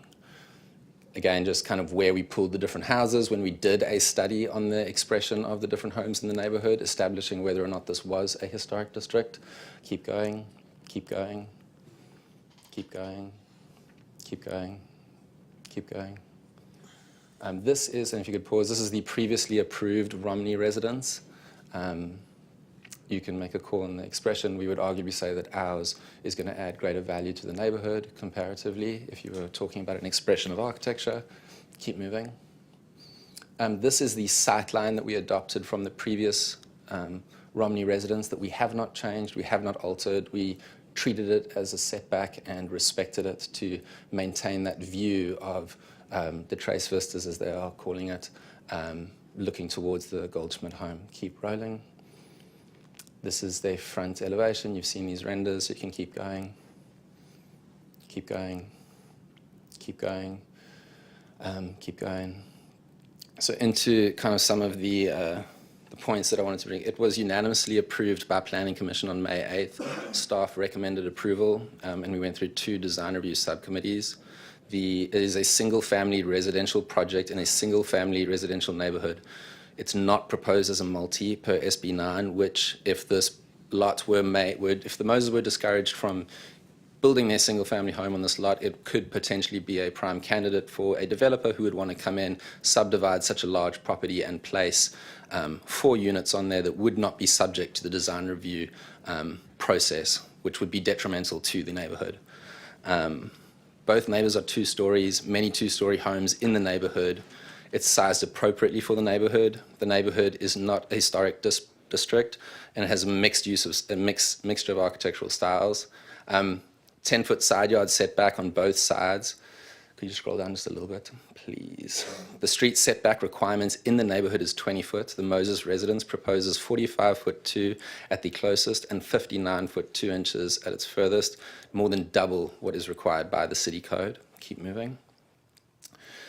Followed planning recommendations for previously approved Romney residents and meets the planning requirements and guidelines. Both the Romney and Moses residents have been found categorically exempt from CEQA by Planning Commission. We also recently found that the Wenzels living in the Goldschmidt residence used that same exemption from CEQA to be making an addition of an ADU as well as a bedroom addition and elevator, mixing the modern with the historic on their own property. Both Romney and Moses residences differentiated from the historic. For the Moses residence, a modern expression was chosen to differentiate between the new and the historic. If you could scroll down just a little bit, please. The Moses residence site was developed and used as a tennis court previously. The project proposes a sports court with no pole lights. The project is consistent with city guidelines. Keep scrolling, please. The Moses project will have no negative visual impact on the structure at 243 La Cuesta to the extent viewable from the street frontage due to surrounding development, topography, and landscaping. 243 La Cuesta remains viewable from the street frontage. 233 La Cuesta is not viewable from the street frontage due to surrounding development, topography, and its landscaping, which include tall, non-compliant hedges. Scroll down a bit, please. The Moses project is readily constructible pursuant to city standards and current construction practices. In San Clemente, grade differentials requiring retaining walls structures are common. Stability analysis have determined that the construction of the project to be feasible, applying current practices. Minor shoring and retaining walls designed by licensed engineers are feasible and typical. Please keep scrolling. On the project side of La Cuesta, there is no continuous sidewalk. There is a continuous sidewalk on the other side.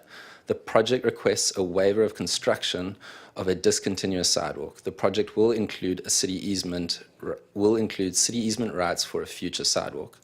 The design of the Moses residence originally included white bands to add dimension. The project does ask that the Planning Commission recommendation to remove the white bands be deleted. This project will be a value add to the neighborhood, and the family is excited to move to the neighborhood. Thank you. Thank you very much. Let's see. Pardon? You need a break?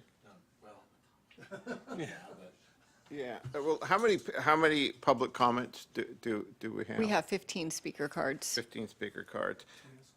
Let's. Wait, Mayor Yes. or City Attorney, do we hear from the other side now, or how does that work? This is a de novo hearing. There is no other side. Okay. The So It's a people review who of- filed the appeal. the appellants have 3 minutes as public comment if they want to take them. Okay. Public comment, if we have questions of staff, does that come now or after? I recommend that you take all the public comment and then allow the applicant to have their rebuttal time before you go into questions. Yeah, and what I'm going to do is I'm going to take, given the number of speakers that we have, given the fact that I've been here for 7.5 hours already, take 5 minutes and then come back in 5 minutes. All right? So we're going to adjourn for 5 minutes.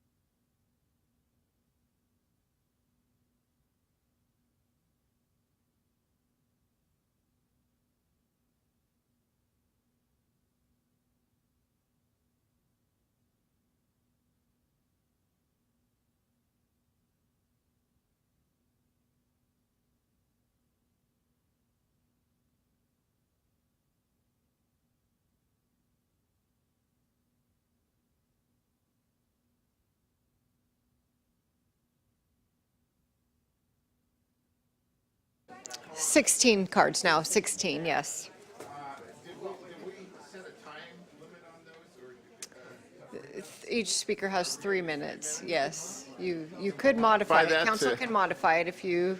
Is there 2 minutes? Or you? I'll sit through 3 if that's the pleasure of the council. Maybe people have already decided. I think the problem is. Let's just go with. I think we should go with. Let's go with 3. We'll be here. I would tell people that we have books and information this thick that we've gotten, one binder, other binders of information that I know I spent all weekend reading and reviewing. And to the extent that they are the information is one of those binders, and it's repetitive, I mean, you can, happy to repeat it, but we have all had access to all that information and have reviewed it. So let's call the. I would also just add on to that and say, if you have something that has already been said, you can very easily say, I agree with what someone else has said, without repeating every single thing that has been said. That is absolutely up to you. You are free to use that 3 minutes however you would choose. And that's absolutely true. So let's call the first speaker. Vasco Mitzveh, followed by Susie Klickstein, followed by Rick Delante.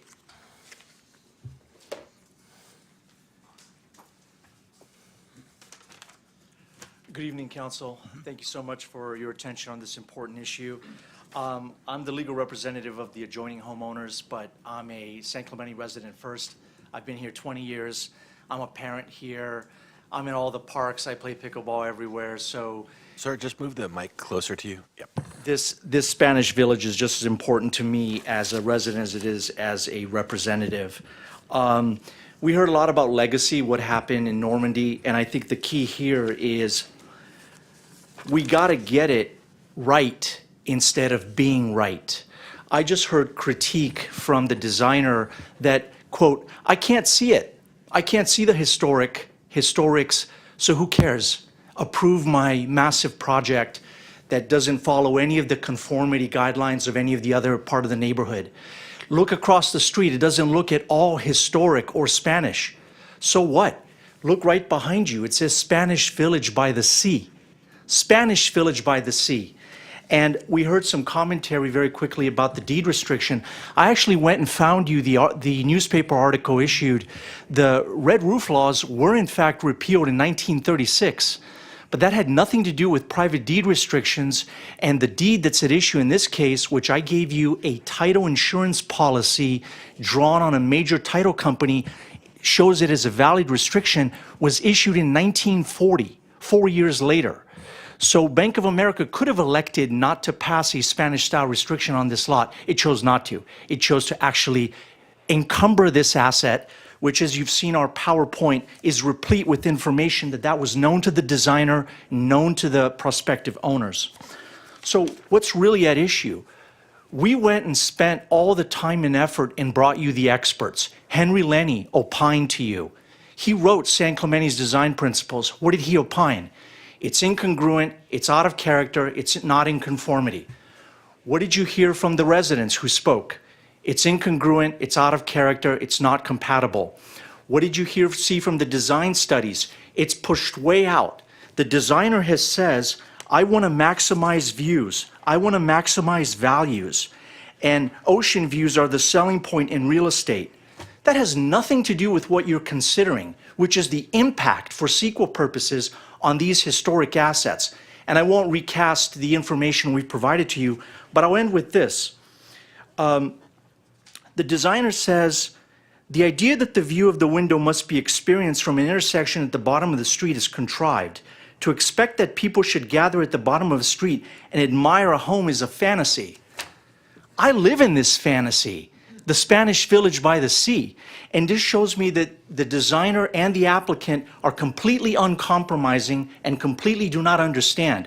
But there's a CEQA mandate because of the harm from the engineers and experts, and I ask you to consider that. Thank you. Thank you very much for your comments. Susie Klickstein, followed by Rick Delante, followed by Lee Van Slyke, followed by Christine Lampert. And If you could if please you're going to line up. speak, come on up and have a seat in the front row so that you don't have to walk all the way up. Go ahead. Susie Klickstein, I'm with the Historical Society.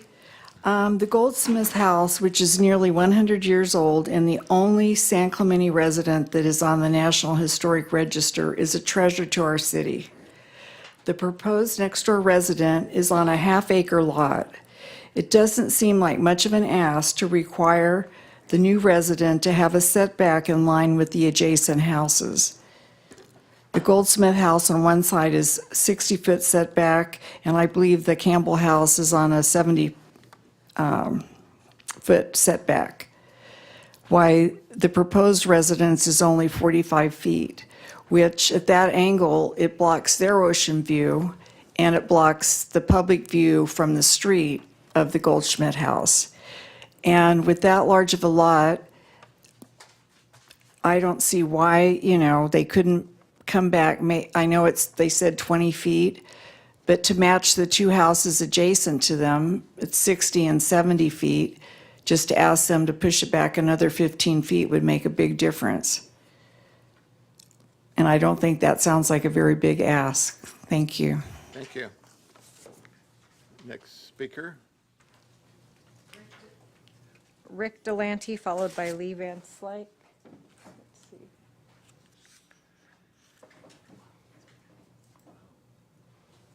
He's already started.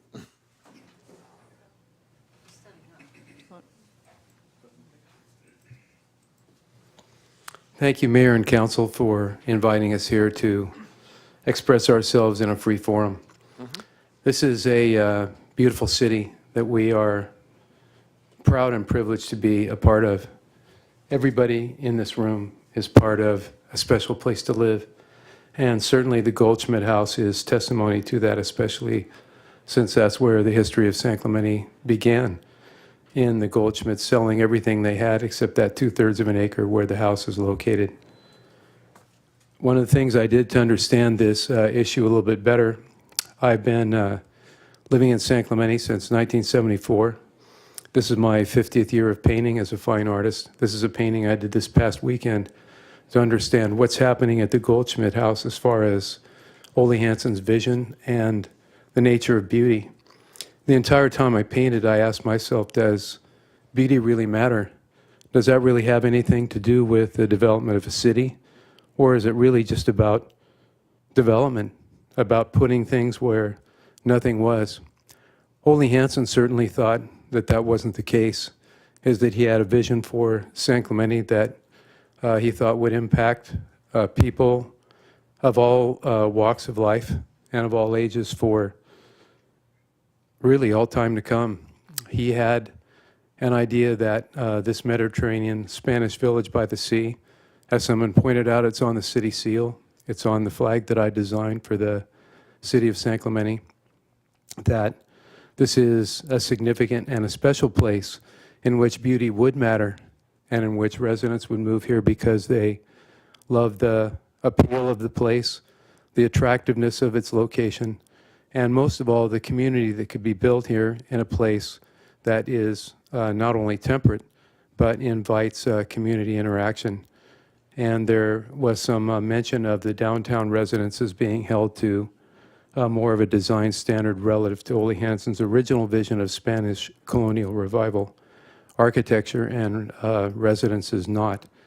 And obviously that has happened with the removal of the Goldschmidt residence from the CEQA requirement. However, it's still a beautiful place, and the neighbors would like anything that came into the neighborhood to be in character with what Ole Hansen originally visioned, even if it might not be tile roofs and white stucco. Still, this community has stayed with that vision and has made it the special place that it is. So I'm just asking if the City Council can ask the person who's proposing development to scale it back, or at least to have the Planning Commission take another look. That would be excellent. Thank you. Thank you. Next speaker. Lee Van Slyke, followed by Christine Lampert, followed by Jim Hamilton. Thank you, members of the City Council, Mayor. Thank you for the opportunity. Lee Van Slyke, past president of the Historical Society, and for 17 years involved in the restoration of the Goldschmidt House. A good part of that time in the early 2000s was spent getting the Department of the Interior to list the property as the first residence in San Clemente to be designated as a historical property. Even today, the Western White House is not listed as a historic property. The grounds that they ultimately used to determine that it should meet the standards were the architect. Paul R. Williams was an architect who had graduated from the University of Southern California and became the architect to the stars in the 1920s. But because Paul Williams designed more than 3,000 different structures around the world, the Department of the Interior wanted to know what was different about this Paul Williams property. And there are two things. First of all, Paul Williams, who designed this incredibly beautiful home that has been toured by architectural associations time and again, he didn't like Spanish colonial revival. He liked other kinds of architecture better. So it's a very unusual thing. It's very rare to see how Paul Williams would interpret Spanish colonial revival. The other thing that they really liked was that he hardly ever built any of his 3,000 projects, hardly any of them were in South Orange County. The reason that he was brought in to do this project was he had done homes for the Goldschmidt family and for sorry, I've got not quite 100% here. The Forster family, who had homes nearby one another in the Los Angeles area. So he was working for the Forsters and the Goldschmidts in the LA area, and the Goldschmidts invade on him to come and build this. So it's very unusual in its location. If somebody was here and wanted to see a Paul Williams, this would be the only one they'd be able to see. And if somebody was looking for Paul for Spanish colonial revival and wanted to see how he interpreted it, this would be their choice.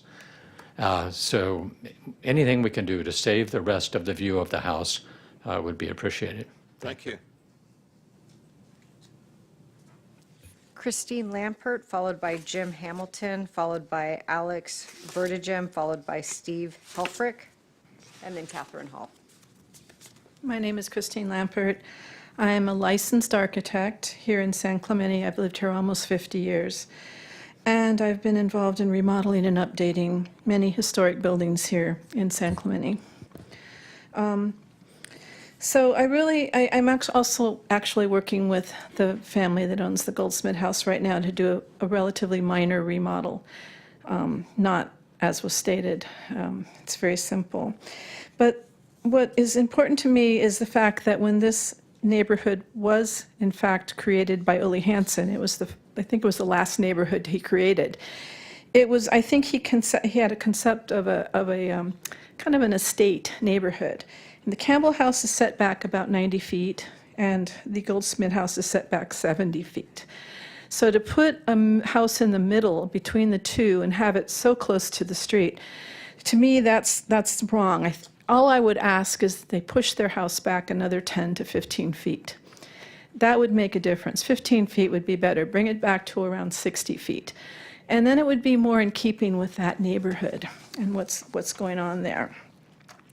It is on the National Historic Register. It's very, very special. So I would just really ask that the neighborhood, or you consider the neighborhood, the portion that Uli Hansen actually designated. Thank you. Thank you very much. Next speaker. Jim Hamilton. Good evening, Mayor and City Council. I'm Jim Hamilton, resident of San Clemente, member of the San Clemente Historical Society, and a member of the San Clemente Downtown Business Association also. That's my disclosure.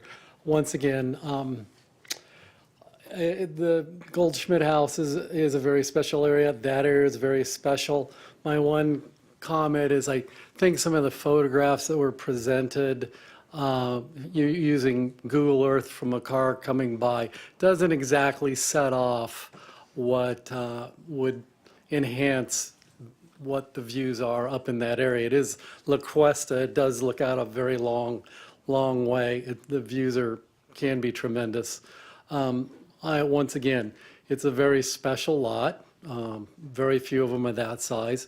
I also agree with the others that it should be set back about another 15 feet. It is a half-acre lot. It can be pushed back. It is a dramatic residence, but that's a matter of opinion for the area. And thank you very much for your time, energy, and interest. The Planning Commission's done their part, and now it's up to you, the City Council, to do your part as you see best. Thank you very much. Thank you. Next speaker. Alex Vertigen, followed by Steve Helfrich. Good evening. My name is Alex Vertigem. I also am legal counsel for the owners of the Goldschmidt House and the Campbell House as well. And what I wanted to first address is thank you so much for your attention on this important matter and just how proud I am to be here tonight participating in this democratic process. And with that, I want to bring to your attention to the concept of fair argument. The real question you have to consider here, is there a fair argument that there's going to be a significant impact to the historical resources of the city, the Campbell House, the Goldschmidt House, and to the historic character and identity of this Spanish village by the sea? I respect all the positions of the staff, the city attorney, the city planner, the city engineer, the applicant's representative, Mr. Morris, and their views. However, that is not the only side here. The other side needs to be considered here, and I would just like you to take into consideration the context of what is required under CEQA regarding an environmental impact report.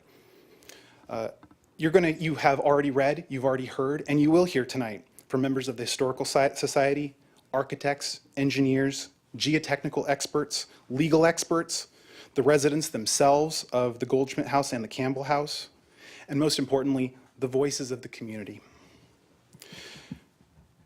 What's really at issue here, in addition to the fair argument here, is whether or not it is required to rush into this decision headlong, or if it's worthwhile to take a pause, to conduct the necessary research, the environmental impact report, to identify the risks, the impact, the potential harm that this project may have on the historical nature of the Campbell House, the Goldschmidt House, and the town of San Clemente.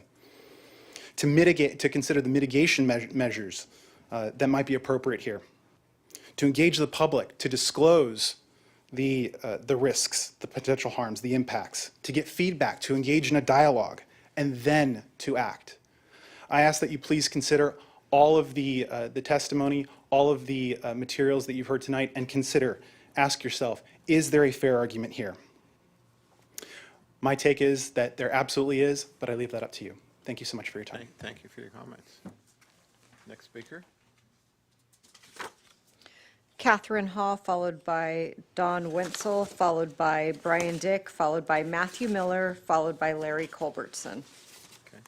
I'm willing to go next, but I thought you said Steve Helfrich was next.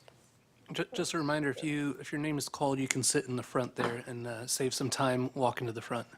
Okay, you didn't skip Steve? I'm sorry, Steve Helfrich was next, yes, and then Catherine Hall. Sorry about that. Steve? All right. Steve, we almost lost you. Yes. I wasn't sure I was listening correctly. Steve Helfrich, civil engineer and geotechnical engineer. I've been hired by Don Wenzel, the owner of the Goldschmidt House, to evaluate the effect of the adjacent construction on his foundation and structure. Several years ago, the wing of the Goldschmidt House that is closest to the proposed construction had some foundation issues, was underpinned, and was stabilized. They've also had some drainage subsurface drainage problems and issues that have been resolved, but that wing of the house is particularly weak, in my opinion, and it also is the closest point to an approximately 7 or 8 feet high vertical cut that I believe is going to be made at that point in order to build the adjacent house. So I've expressed some concerns to Mr. Wenzel and have recommended that they do some monitoring during construction to make sure that the vibrations from the construction and the loss of support, potential soil support, doesn't continue or doesn't affect the house adversely. And that's all I have to say. Thank you for your Thank you. comments. There you go. Now you're up. Okay, Catherine Hall.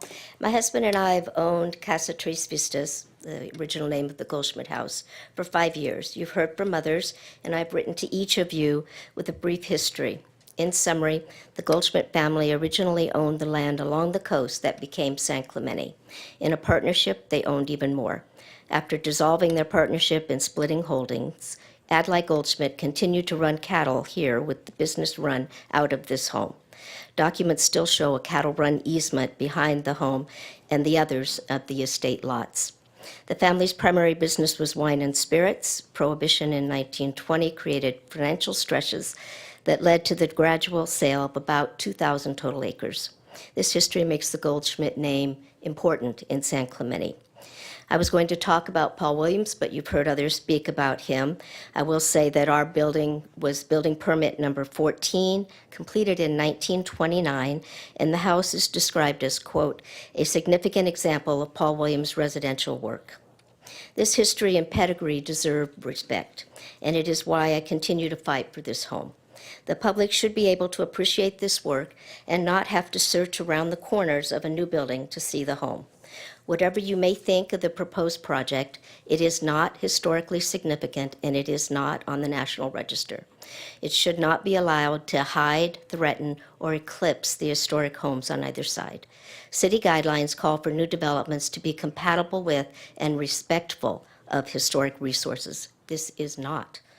The referenced previously approved Romney project had a front setback of 54 feet, an east side yard of 12 feet, and a west setback of 28 feet.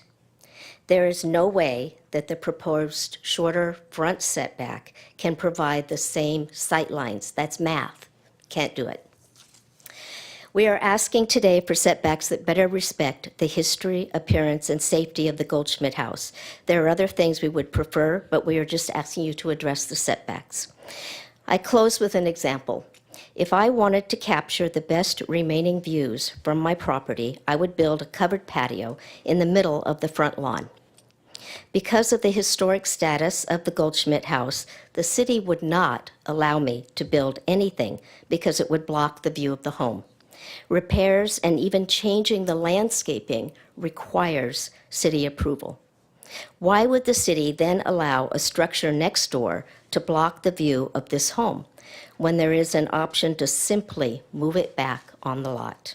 We're not even asking for this 28-foot side setback on the one side, which was previously approved. I'm asking you to do what is right for the Goldschmidt House, right for our historic heritage, and right for the city of San Clemente. Thank you for your comments today. Next speaker. Don Wenzel, followed by Brian Dick, followed by Matthew Miller. Good evening, Council, Mayor. I wasn't prepared to really address this, but Lee Van Slyke and his comments triggered what I'm about to say about the historic significance of this house to get onto the National Register. It really is related to Paul Williams, the architect. What wasn't said was, which I think is pretty remarkable, is that he grew up as an orphan in South Central LA and bootstrapped himself into a scholarship at USC.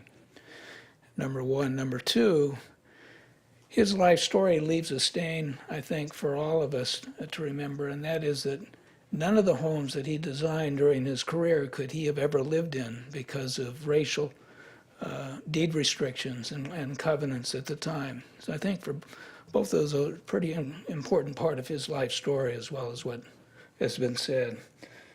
I sent each of you an email and it included the opinions of 2 architects, an architectural historian, a structural engineer, a general engineering contractor, a prize local artist that we've heard from, and the president of the San Clemente Historical Society, and a letter from former mayor and planning commissioner Eagleston.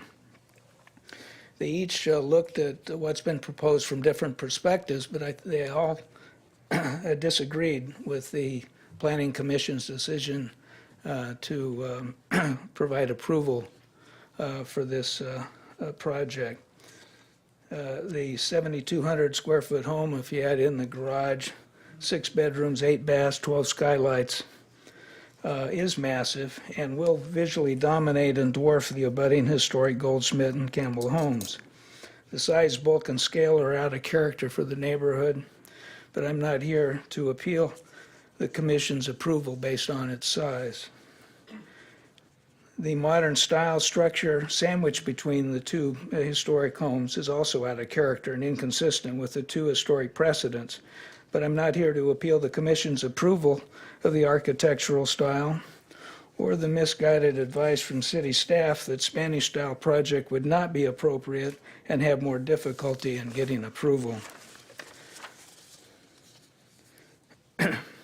The Goldschmidt and Campbell homes are located in a community named by the founders the Hills of San Clemente. This community was originally planned to include large estate lots with large front setbacks far back from the street.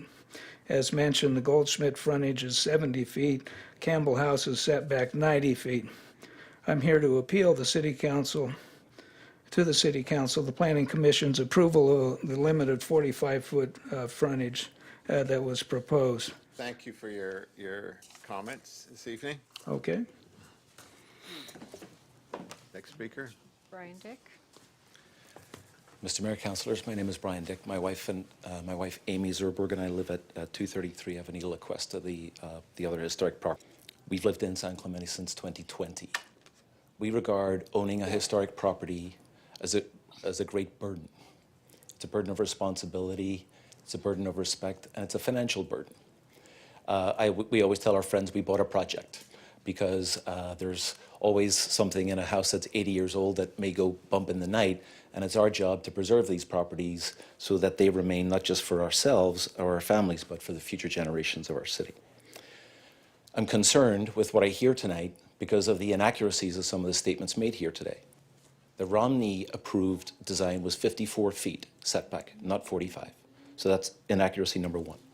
Inaccuracy number 2, the applicant has asserted tonight that the Goldschmidt homeowners are proposing an elevator, some kind of modern outbuilding. That is completely false. And we have records to show that. We are here tonight in the faith that reason will prevail, that reason will prevail. Like I said, when you invest in a historic property, it's an act of faith all by itself. And we have faith in you and the city that reason will prevail. We are faced with a proposal that represents potential serious impact to the adjacent historic resources. It is oversized. It is not in keeping with the adjacent historic resources. I think the applicant misunderstood what we said. We're not saying that the whole neighborhood is historic. That would be absurd. But to place a giant bunker in between 2 80-plus-year-old homes is not in keeping with that part of the neighborhood. And moreover, we have multiple experts' opinions that the construction as designed, and I use design loosely, and I'll come back to that point, will be injurious to the adjacent properties. Not mostly ours, mostly the Goldschmidt home that we're also interested in preserving. Who opposes this project in 45 seconds? Henry Lenny, the same person whose name is upon your own or our own historical standards. The construction engineers, foundation engineers, all of this in your binders, over 20 neighbors, the Historical Society, and us, the people who will have to live with it. What are we asking for? We're asking for the experts to speak and their voice be heard, and we're asking for reason to prevail. We're asking for a design that is designed by an architect licensed in the state of California, which I think the record will show the applicant has not yet provided. So what we have is a drawing that we're trying to debate here, not a design. We're asking for respect of our neighbors, the neighborhood, and the Spanish Village by the sea. We're asking that CEQA be observed and this council reject the application of the applicant. Thank you. Matthew Miller, followed by Larry Culbertson. Good evening. My name is Matthew Miller. I'm a San Clemente resident, veteran, a licensed architect with commercial, municipal, and residential experience for 20 years now. And I'm here tonight to discuss the impacts this Moses residence will have. Every real estate project will begin with what we call due diligence. They go through the zoning code, they look up the minimal setbacks, maximum heights, and the allowable use. And then they come up with what is known as the highest best use for the property. And then after some conceptual design and drawings, they move forward with their home run design. They go before the planning department and negotiate, knowing full well that they're not going to get everything they want, that they're going to get comments, that they're going to get conditions of approval. And if they're lucky, hopefully they'll walk away with a triple, maybe a double. But in the case of this Moses residence, not only were they allowed a home run, but they got to hit it out of the park. I'm going to speak on just two quick points because everybody is starting to kind of get a little repeating because it's so important. But these setbacks are an issue. What we've been talking a lot about tonight is the views from the street because, yes, it's on the National Historic Register, the Goldschmidt House, but also the fact that it's been mentioned, it's called the Casa Tres Vistas. Those vistas were originally the Pure Bowl, which is now obscured by trees, Catalina Island, and then Saddleback Mountain behind us. The second view is that of Catalina through the prominent arched window in the living room, and that would be obstructed because of these setbacks. Also because the site plans that have been submitted by the designer are inaccurate. Either the Goldschmidt house is in the wrong location on the site plan or the Moses residences, but they can't both be correct. It's also important to note on that site plan that they're showing a dashed-in 10-foot adjutting pergola, which actually takes the site setbacks from 45 feet to 35 feet. And the Planning Commission has said they'd like it reduced by 5 feet, but even that is not enough. And lastly, I just want to talk about the style again, because it is important. I'm not a modern architect sure fan, except in certain instances. But it should be noted that my choice in style and anybody else's choice in style is subjective. And the Planning Commission and the city can't tell you about that, but they shouldn't be able to say that building modern style would give a false sense of history. It should be compatible with the two surrounding homes. Thank you. Thank you for your comments. Larry Culbertson, followed by Mary Ann Combs, followed by Amanda Quintanilla, followed by Michael Leifer, followed by John Moses. Larry? Thank you, Megan. My name is Larry Culbertson. I'm with the San Clemente Historical Society. The primary problem with the Moses project is that it would impair the view of the Goldschmidt House. The project is too big, it is too close to the historic property, and it would protrude too far into the setback that is necessary to respect the integrity of the Goldschmidt House. Additionally, the harsh architectural style would clash with the Goldschmidt and the rest of the neighborhood. The cause of the view impairment is the positioning of the project on the property. It would be only 45 feet back from the street. On most lots in San Clemente, 45 feet would be generous. Not so on this lot. Please look at the map on page 163. They're on the screen. The Ole Hansen marketed the 90 acres that's up at the top of the original 2,000-acre subdivision. He marketed it as something special. It was called the Hills. It was subdivided into lots that were bigger than the typical 4,000 square foot lots down in the flatland. Most are 9,000 feet 9,000 square feet or larger. The map on page 40 of your report shows where the choicest, largest, and most expensive lots were located on La Cuesta. They were on the uphill side of the slope. These were intended for mansions set back from the street with elegant front yards. The Goldschmidt property is almost 28,000 square feet. The Moses property is 27,000. The Campbell property is over 60,000. 8 lots along that stretch exceed 20,000 square feet, and they all have significant setbacks. When our city planning officials laid out the development standards for various neighborhoods decades ago, it was far easier to go with the blanket 20-foot standard for front yard setbacks. No provision was made for requiring a larger setback for estate lots. With the 74-foot setback, the Goldschmidt house would be dwarfed by the 7,000 square foot, 2-story building set back only 45 feet and just a few feet away from the Goldschmidt. The project was positioned so far forward so that room would be left for a swimming pool and a tennis or pickleball court. Maybe the project is trying to squeeze too much onto that lot. Please deny this project and suggest something smaller, maybe 5,000 square feet with a setback of 60 or 65 feet from the street, maybe a little more side setback. Spanish colonial revival architecture would certainly fit better. And how about a report from a historic preservation expert to confirm no harm would be done? Thank you. Thank you. Next speaker. Mary Ann Combs, followed by Amanda Quintanilla, followed by Michael Leifer, followed by John Moses.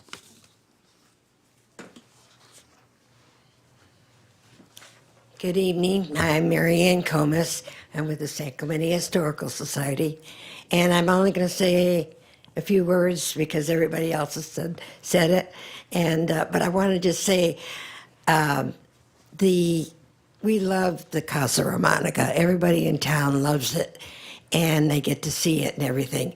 The Goldschmidt house is just as beautiful.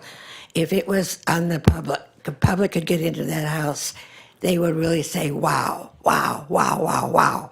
And that's what we do about the Casa Romanica and also the Western White House. We're not able to get into that either. But those 3 houses were built at the same time. And to block this beautiful house, it's just a sin. I'm sorry. I can't see how anybody could let something like that happen. And we love San Clemente, and we love the Goldschmidt house. We love the Casa. We love the Western White House. So, you know, let's not let the Amanda Quintanilla.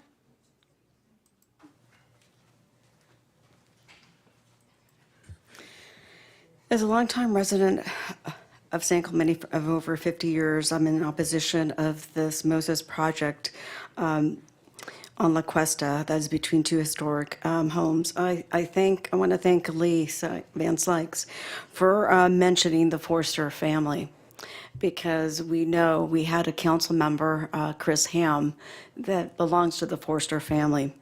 And it's very important to preserve our history in San Clemente. It's also important to note that this Goldschmidt house is the only home that has the designation that is on the National Register of Historic Places. Mr. Brilliant was well known as an architect designing homes for Lucille Ball, Frank Sinatra, Lon Chaney, and Barbara Stanwyck, and etc. It's important that we support and preserve his work. Historically, it's important to preserve African American history. And as a person of color, I think that's very important to do. I was quite disappointed that the staff report included a reason for the owners not having a Spanish architectural style. And the staff report included that it would be mimicking adjacent architecture to avoid creating a false sense of history. That's completely wrong. And I remember at the Planning Commission meeting that it was a planning commissioner that it was appalled by the staff report. As far as the lot, There are concerns regarding the grading, that it will cause some instability to the historic properties at the Goldschmidt House and the other property. It's been raised repeatedly that there should be a setback for this Moses property, and I think that would be the simplest solution to make because of the wide, large property or lot. The designer mentioned a couple of things regarding the landscaping, regarding the tall hedges, but at the Planning Commission meeting, it was mentioned that it was due to privacy concerns because there's a pool there. And so I strongly oppose the plans regarding the Moses property, and the simplest solution is for a setback. Thank you very much. Thank you. Next speaker. Michael Lafer, followed by John Moses. Hi, it's Mike Lafer. I am an attorney for the Moses family, and I'm really related more to the rebuttal, but since you called me, I'll be up here. I am also a resident of the city of San Clemente. Do you want me to pause? We're going to give 5 minutes for rebuttal. I'll be back. If you want to wait. I'll be back. Or if you have someone else for rebuttal, you can wait for that. I mean, you can speak independently. However you'd like me to do it. We have one more speaker. Well, let's have that one speaker and then. John Moses. Mr. Mayor, Commission, my name is John Moses. Everyone's been talking about my home this evening. I'm here with my wife, Ashley. We lived in the Bay Area for the last 12 years. Before that, we were in Newport Beach, and we were longing to come back. And when we came back, we chose San Clemente for all the reasons that these people have described. It's not just lovely, it's ideal, it's idyllic. So we were just very excited to move our family down here. We have 3 young children, 12, and 10. I'm a dad, and we are trying to build a home for our forever home that we'll raise our kids in, and then we will retire in, and our kids will come back to. That's why we're here. I would have never in a million years thought that trying to buy a piece of property and build a home for the first time in your life would be what we've gone through here. We moved here a year ago, a little over a year ago. We reached out to find a designer, and we really appreciated Dustin's approaches. And we said, go design the most beautiful home, like no limits, let's go do something beautiful. And so we set out to do that. We think it's beautiful. Not everyone will agree with the style, but we are here to invest in San Clemente. We're here to do something beautiful in San Clemente. We knew that the properties, part of the reason we bought it was because of these beautiful historic resources. We have tremendous admiration and respect for these homes that are on the sides. And it was part of the reason, the appeal to buy that property. And we think we're going to do something beautiful that 100 years from now, someone will look back at that architecture and say, that's magnificent. Our intention has always been out of respect and not wanting to distract from those properties in any way. But it's our home. We want to design the home we want. We don't want to design the home that everybody else wants. So I just want to appeal to you, let you know who Mr. Moses is and Mrs. Moses. We didn't bring our 3 children tonight because we knew this would be really long. But we're a family that chose San Clemente. We're a family that wants to invest in San Clemente. And we haven't appreciated the welcome we've gotten, obviously, but we know that we still really would love to live in that neighborhood, and we think that we will, after maybe months, not years, have neighbors coming to rally on our defense that we don't have yet, because we don't live there.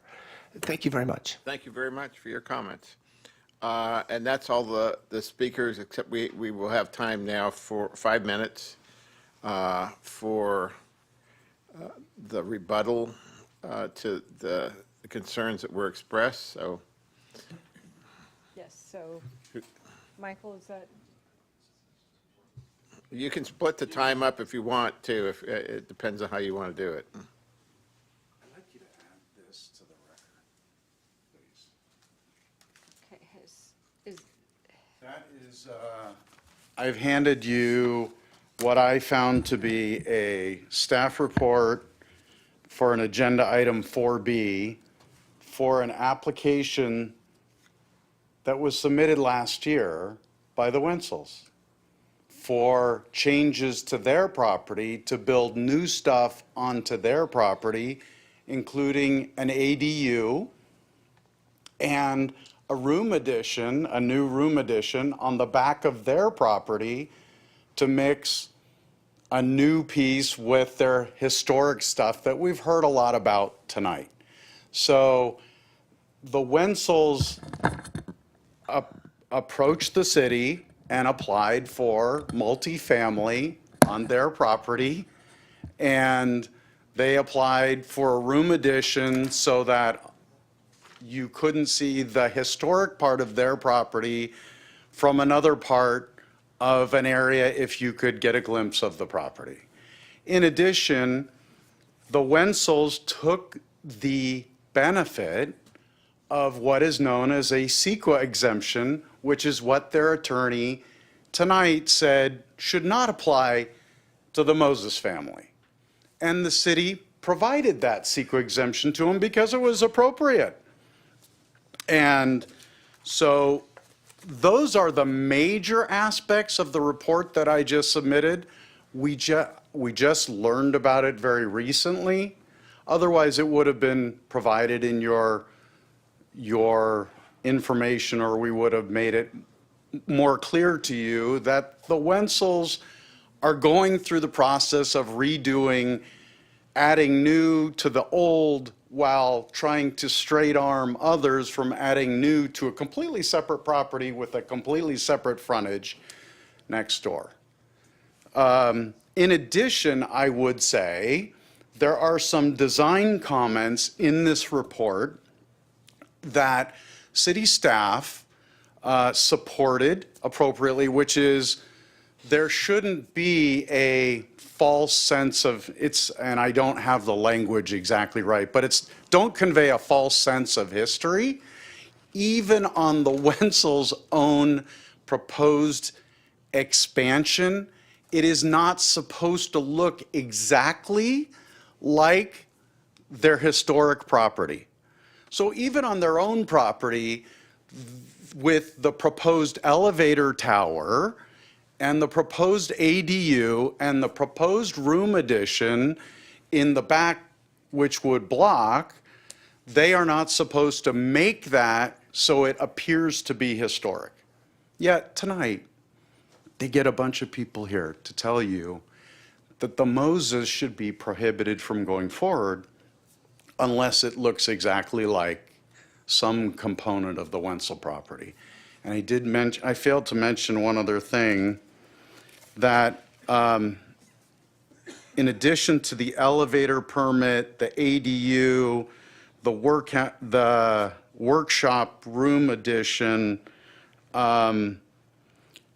it mentions in this report that on the Wensel property, there was a 1960s expansion of the property that was designed in contemporary style.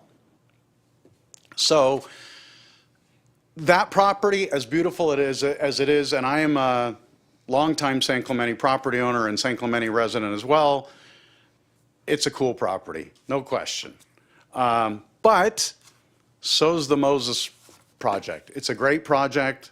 It's going to be a beautiful residence and an addition to that part of the community and the community altogether. Thank you. Thank you. Any other legal type questions that I should address that they may have raised? Well, we could add, I mean, does anyone have any questions? Yeah. Well, I have a few questions for staff. I don't know if it's staff. appropriate to ask the applicant's no. attorney, but Well, no. I may come back to him, but I'd like to ask Sure. staff those legal questions first. Sure. Okay. Thank you. Well, then let's, Would you like, can he reserve his time? Okay. Do you want to reserve your time, sir? Absolutely. Okay. okay. I've paused it. Thank you. All right. Let's then, I don't have the list here. We don't have the list today, so who wants to? I'll start with the question. There were some issues brought up about CEQA. I would love to ask the staff your opinion on what's needed with CEQA, or in terms of the geological studies that are going on there. What was your assessment on that? Yeah, so whenever a project is deemed a project under the California Environmental Quality Act, there's some categorical exemptions that can be applied to a project that would exempt a project from lengthier full environmental review. In this case, staff went with class 3, and I'll go ahead and read what that covers. That's for new construction and conversion of small structures. So this is not a conversion of small structures, but it would fall under the new construction, which includes new single-family homes in an urbanized area, which is the case here. If staff were to find that there was a substantial, significant impact to any nearby historic homes, there could be that exception that applies, and the categorical exemption, class 3, wouldn't be applicable. In this case, staff has not determined that there's any substantial, significant impact to the historic resources next door. So we continued with the use of class 3 categorical exemption under CEQA. And what did you use to determine that it did not have an impact on the historical house? Yeah, good question. So we have the findings that are required for each permit, and in this case, I don't know, Megan, if you can bring those findings up again on the screen, but that essentially guides staff's review of the project. So I believe that David is talking about the findings for the approval of the project. You're asking for the findings for. I think he was asking for about CEQA? CEQA, yeah. Yeah, so- Whether or not there was a how you determine whether something's, whether this meets a CEQA criteria. criteria. Yeah. In terms of the historical aspect. Yeah, so to continue, so as part of the findings, we have to make a finding F, that the proposed project will not have negative visual or physical impacts upon the historic structure. So based on that finding, again, that guides staff's review and what we are requesting from the applicant as far as their submittal. So based on the information they provided in the application, they do have a visual analysis that shows, in addition to that, a neighborhood compatibility analysis which was shared. So we use that information that was provided by the applicant. And what I just, along this same question. Well, can I ask this real quick? Was the pergola included in that analysis? Yes, it was. The entire project was reviewed in addition to these findings, which part of these findings is I'll say it's based in conjunction with some other CEQA-related findings. We have an initial study that staff will take a project through, which asks specific questions to identify whether there are substantial impacts or not, and none of those potential impacts were identified based on the proposal that the applicant submitted. And just along this same line, is that determination also made by the Planning Commission independently, or is it just a staff? Staff provides a recommendation for how a project can be found exempt if a categorical exemption was to apply. The Planning Commission is the one that actually makes that determination as part of the project approval. So, okay. Any other, yes. Thank you, Mr. Mayor.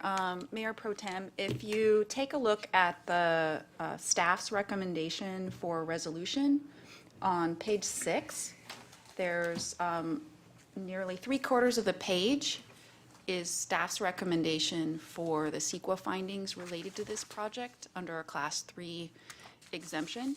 And those specifically include in the third paragraph, those related to the lack of impact on the historic structure next door. So those are that's what's proposed for the council to consider. All right. Can I ask a question in the yes, meantime? yes. City Attorney, did you review this and make an opinion whether it was CEQA exempt? So staff altogether, including my office, is recommending approval based on the resolution, which includes Class 3 exemption. Thank you. But that's your independent determination to make. Yes, us. Chris? Yes. A question on the setbacks, because I kind of want to frame the argument here. I didn't hear actually people ask for what you just said, sir. Actually, I heard most of the people ask just about the setback. It seems like there's a pretty narrow dispute here. I don't even hear people saying the project shouldn't go forward. I think what I hear is people talking about moving the project back a little bit to accommodate views. So I think we're not too far off, to be honest with you. And by the way, welcome. Welcome to the community. I have kids about the same age, so I can relate. So I guess the question is, there was some dispute about whether the prior Romney house had a 45-foot setback or a 54-foot setback. Do you have any information on that? Yeah, I believe it was 54 for the Romney. Okay. Yeah. And the current setback is 45? 45. And that does not include the pergola, which what we're calling the pergola, that front structure? I don't recall from the top of my head, but we can ask the applicant to confirm. Okay, so, but what I understand is that that's actually the structure is 45. The pergola might go forward a little bit. Correct. That was trimmed back by the planning commission. Correct. Which I didn't hear actually much dispute about that too. That's why I say I don't think we're actually too far off here from coming to a resolution that might be able to kind of give not everybody what they want, but enough that we can move forward as a community. So, okay, so I guess I'm not sure if this is for the applicant or for the staff, but I would like to understand the difference in the project between a setback of 45 feet and a setback of 54 feet, as far as impact, I guess, on the project itself. I heard views, and I get that, but that's 9 feet. You know, that's not a massive amount of space. So I guess I'm wondering because it seems like, I mean, I'll just get right to the point. If there's a way to get this thing through at 54 feet, I don't know that we need to have a heck of a lot more discussion. There's not really disputes about CEQA and the other stuff that I've heard really from the folks in the community. So I guess maybe that's what I would really like to understand is would this be that adversely impact? I know it's not perfect. I know it's not what you would want over there with the Moses family, but I'm just trying to understand what that 9 feet would do. Can I ask a question? Because now I'm confused. Let him. Oh, no, let's get clarification, yeah. Let's get clarification. Because the attorney. You want to, Well, let me just throw this out first, and maybe somebody can clarify it. So this document that the attorney for the Goldschmidt put out, that the applicant proposes a 35-foot front yard setback and a 10-foot pergola protrusion. Is that what the applicant's asking for, a 35-foot setback? I thought it was 45 or something. I'm just confused. Yeah, no, I agree. I think if we can clarify that, we might be able to get to a resolution in short We have the order. applicant saying one thing and the Goldschmidt attorney saying another. I just like clarification. If you go to the slide that shows that property line on my presentation, Aubrey, I can use that as on my presentation, yeah.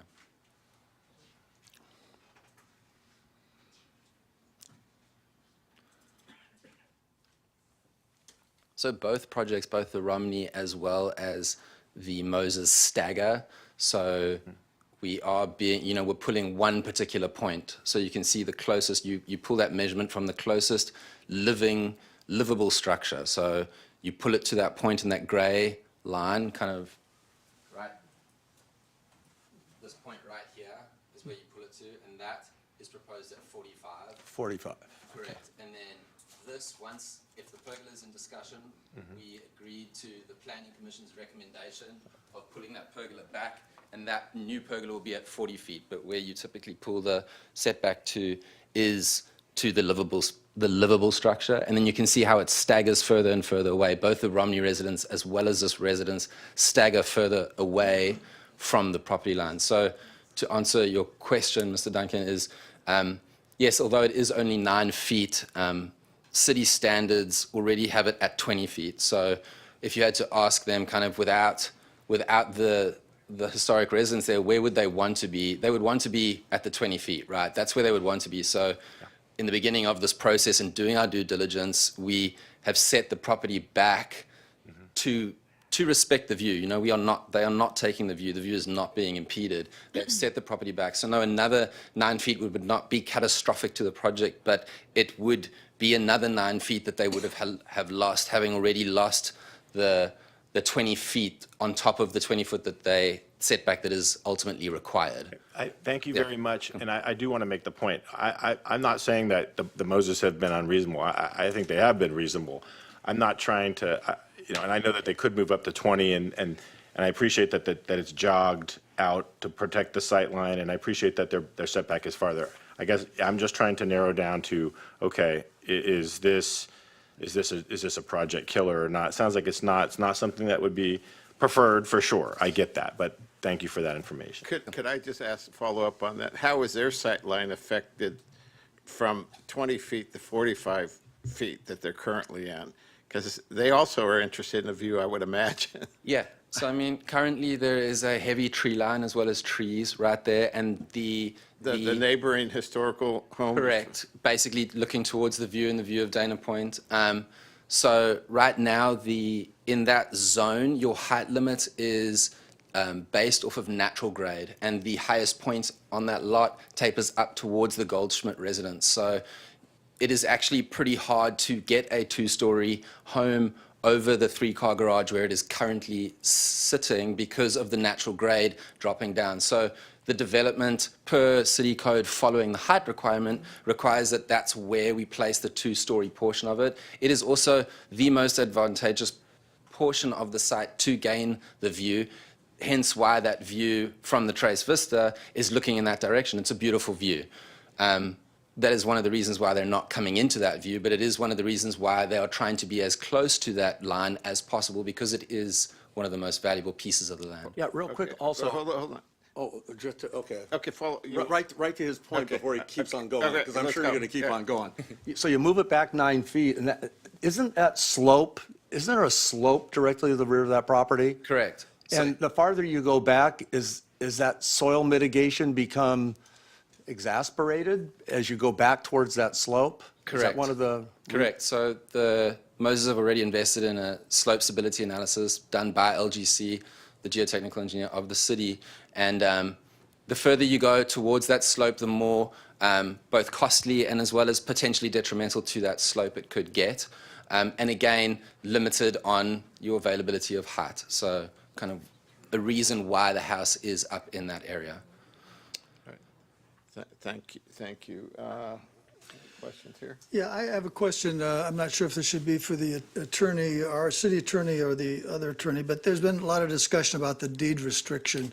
My understanding is that deed restriction was stricken. I heard some comments tonight about just the red tile roof portion was stricken, but I don't know if anybody has an opinion on that, but it was mentioned, and I didn't give it any credence. I want to make sure that it's the official position of the city that deed restriction is moot. In the staff's research on this topic over years, this is not the first time that this issue has come up. There was a court case that was related to the Bank of America's, I'll say. Master deed of trust on the whole development. It was a master deed of trust, but it was really related to opposing an ordinance that the city had placed about a requirement for Spanish architecture. While the ordinance was upheld, part of that court case, which was 1936, struck down deed restrictions based on aesthetic requirements. And so any deed that includes that, the city has determined is not applicable based on that ruling. It's also not a required finding, so the the city's process does not incorporate whether. And there is project no meets deed. architectural overlay zone in this neighborhood. There is not. Okay. Last question. So if those deed restrictions were in place, then 2/3 of the houses up in that area would be in violation when they were built? That's correct. Closer to 90%, 95%. Okay. Thank All right. Do you have any?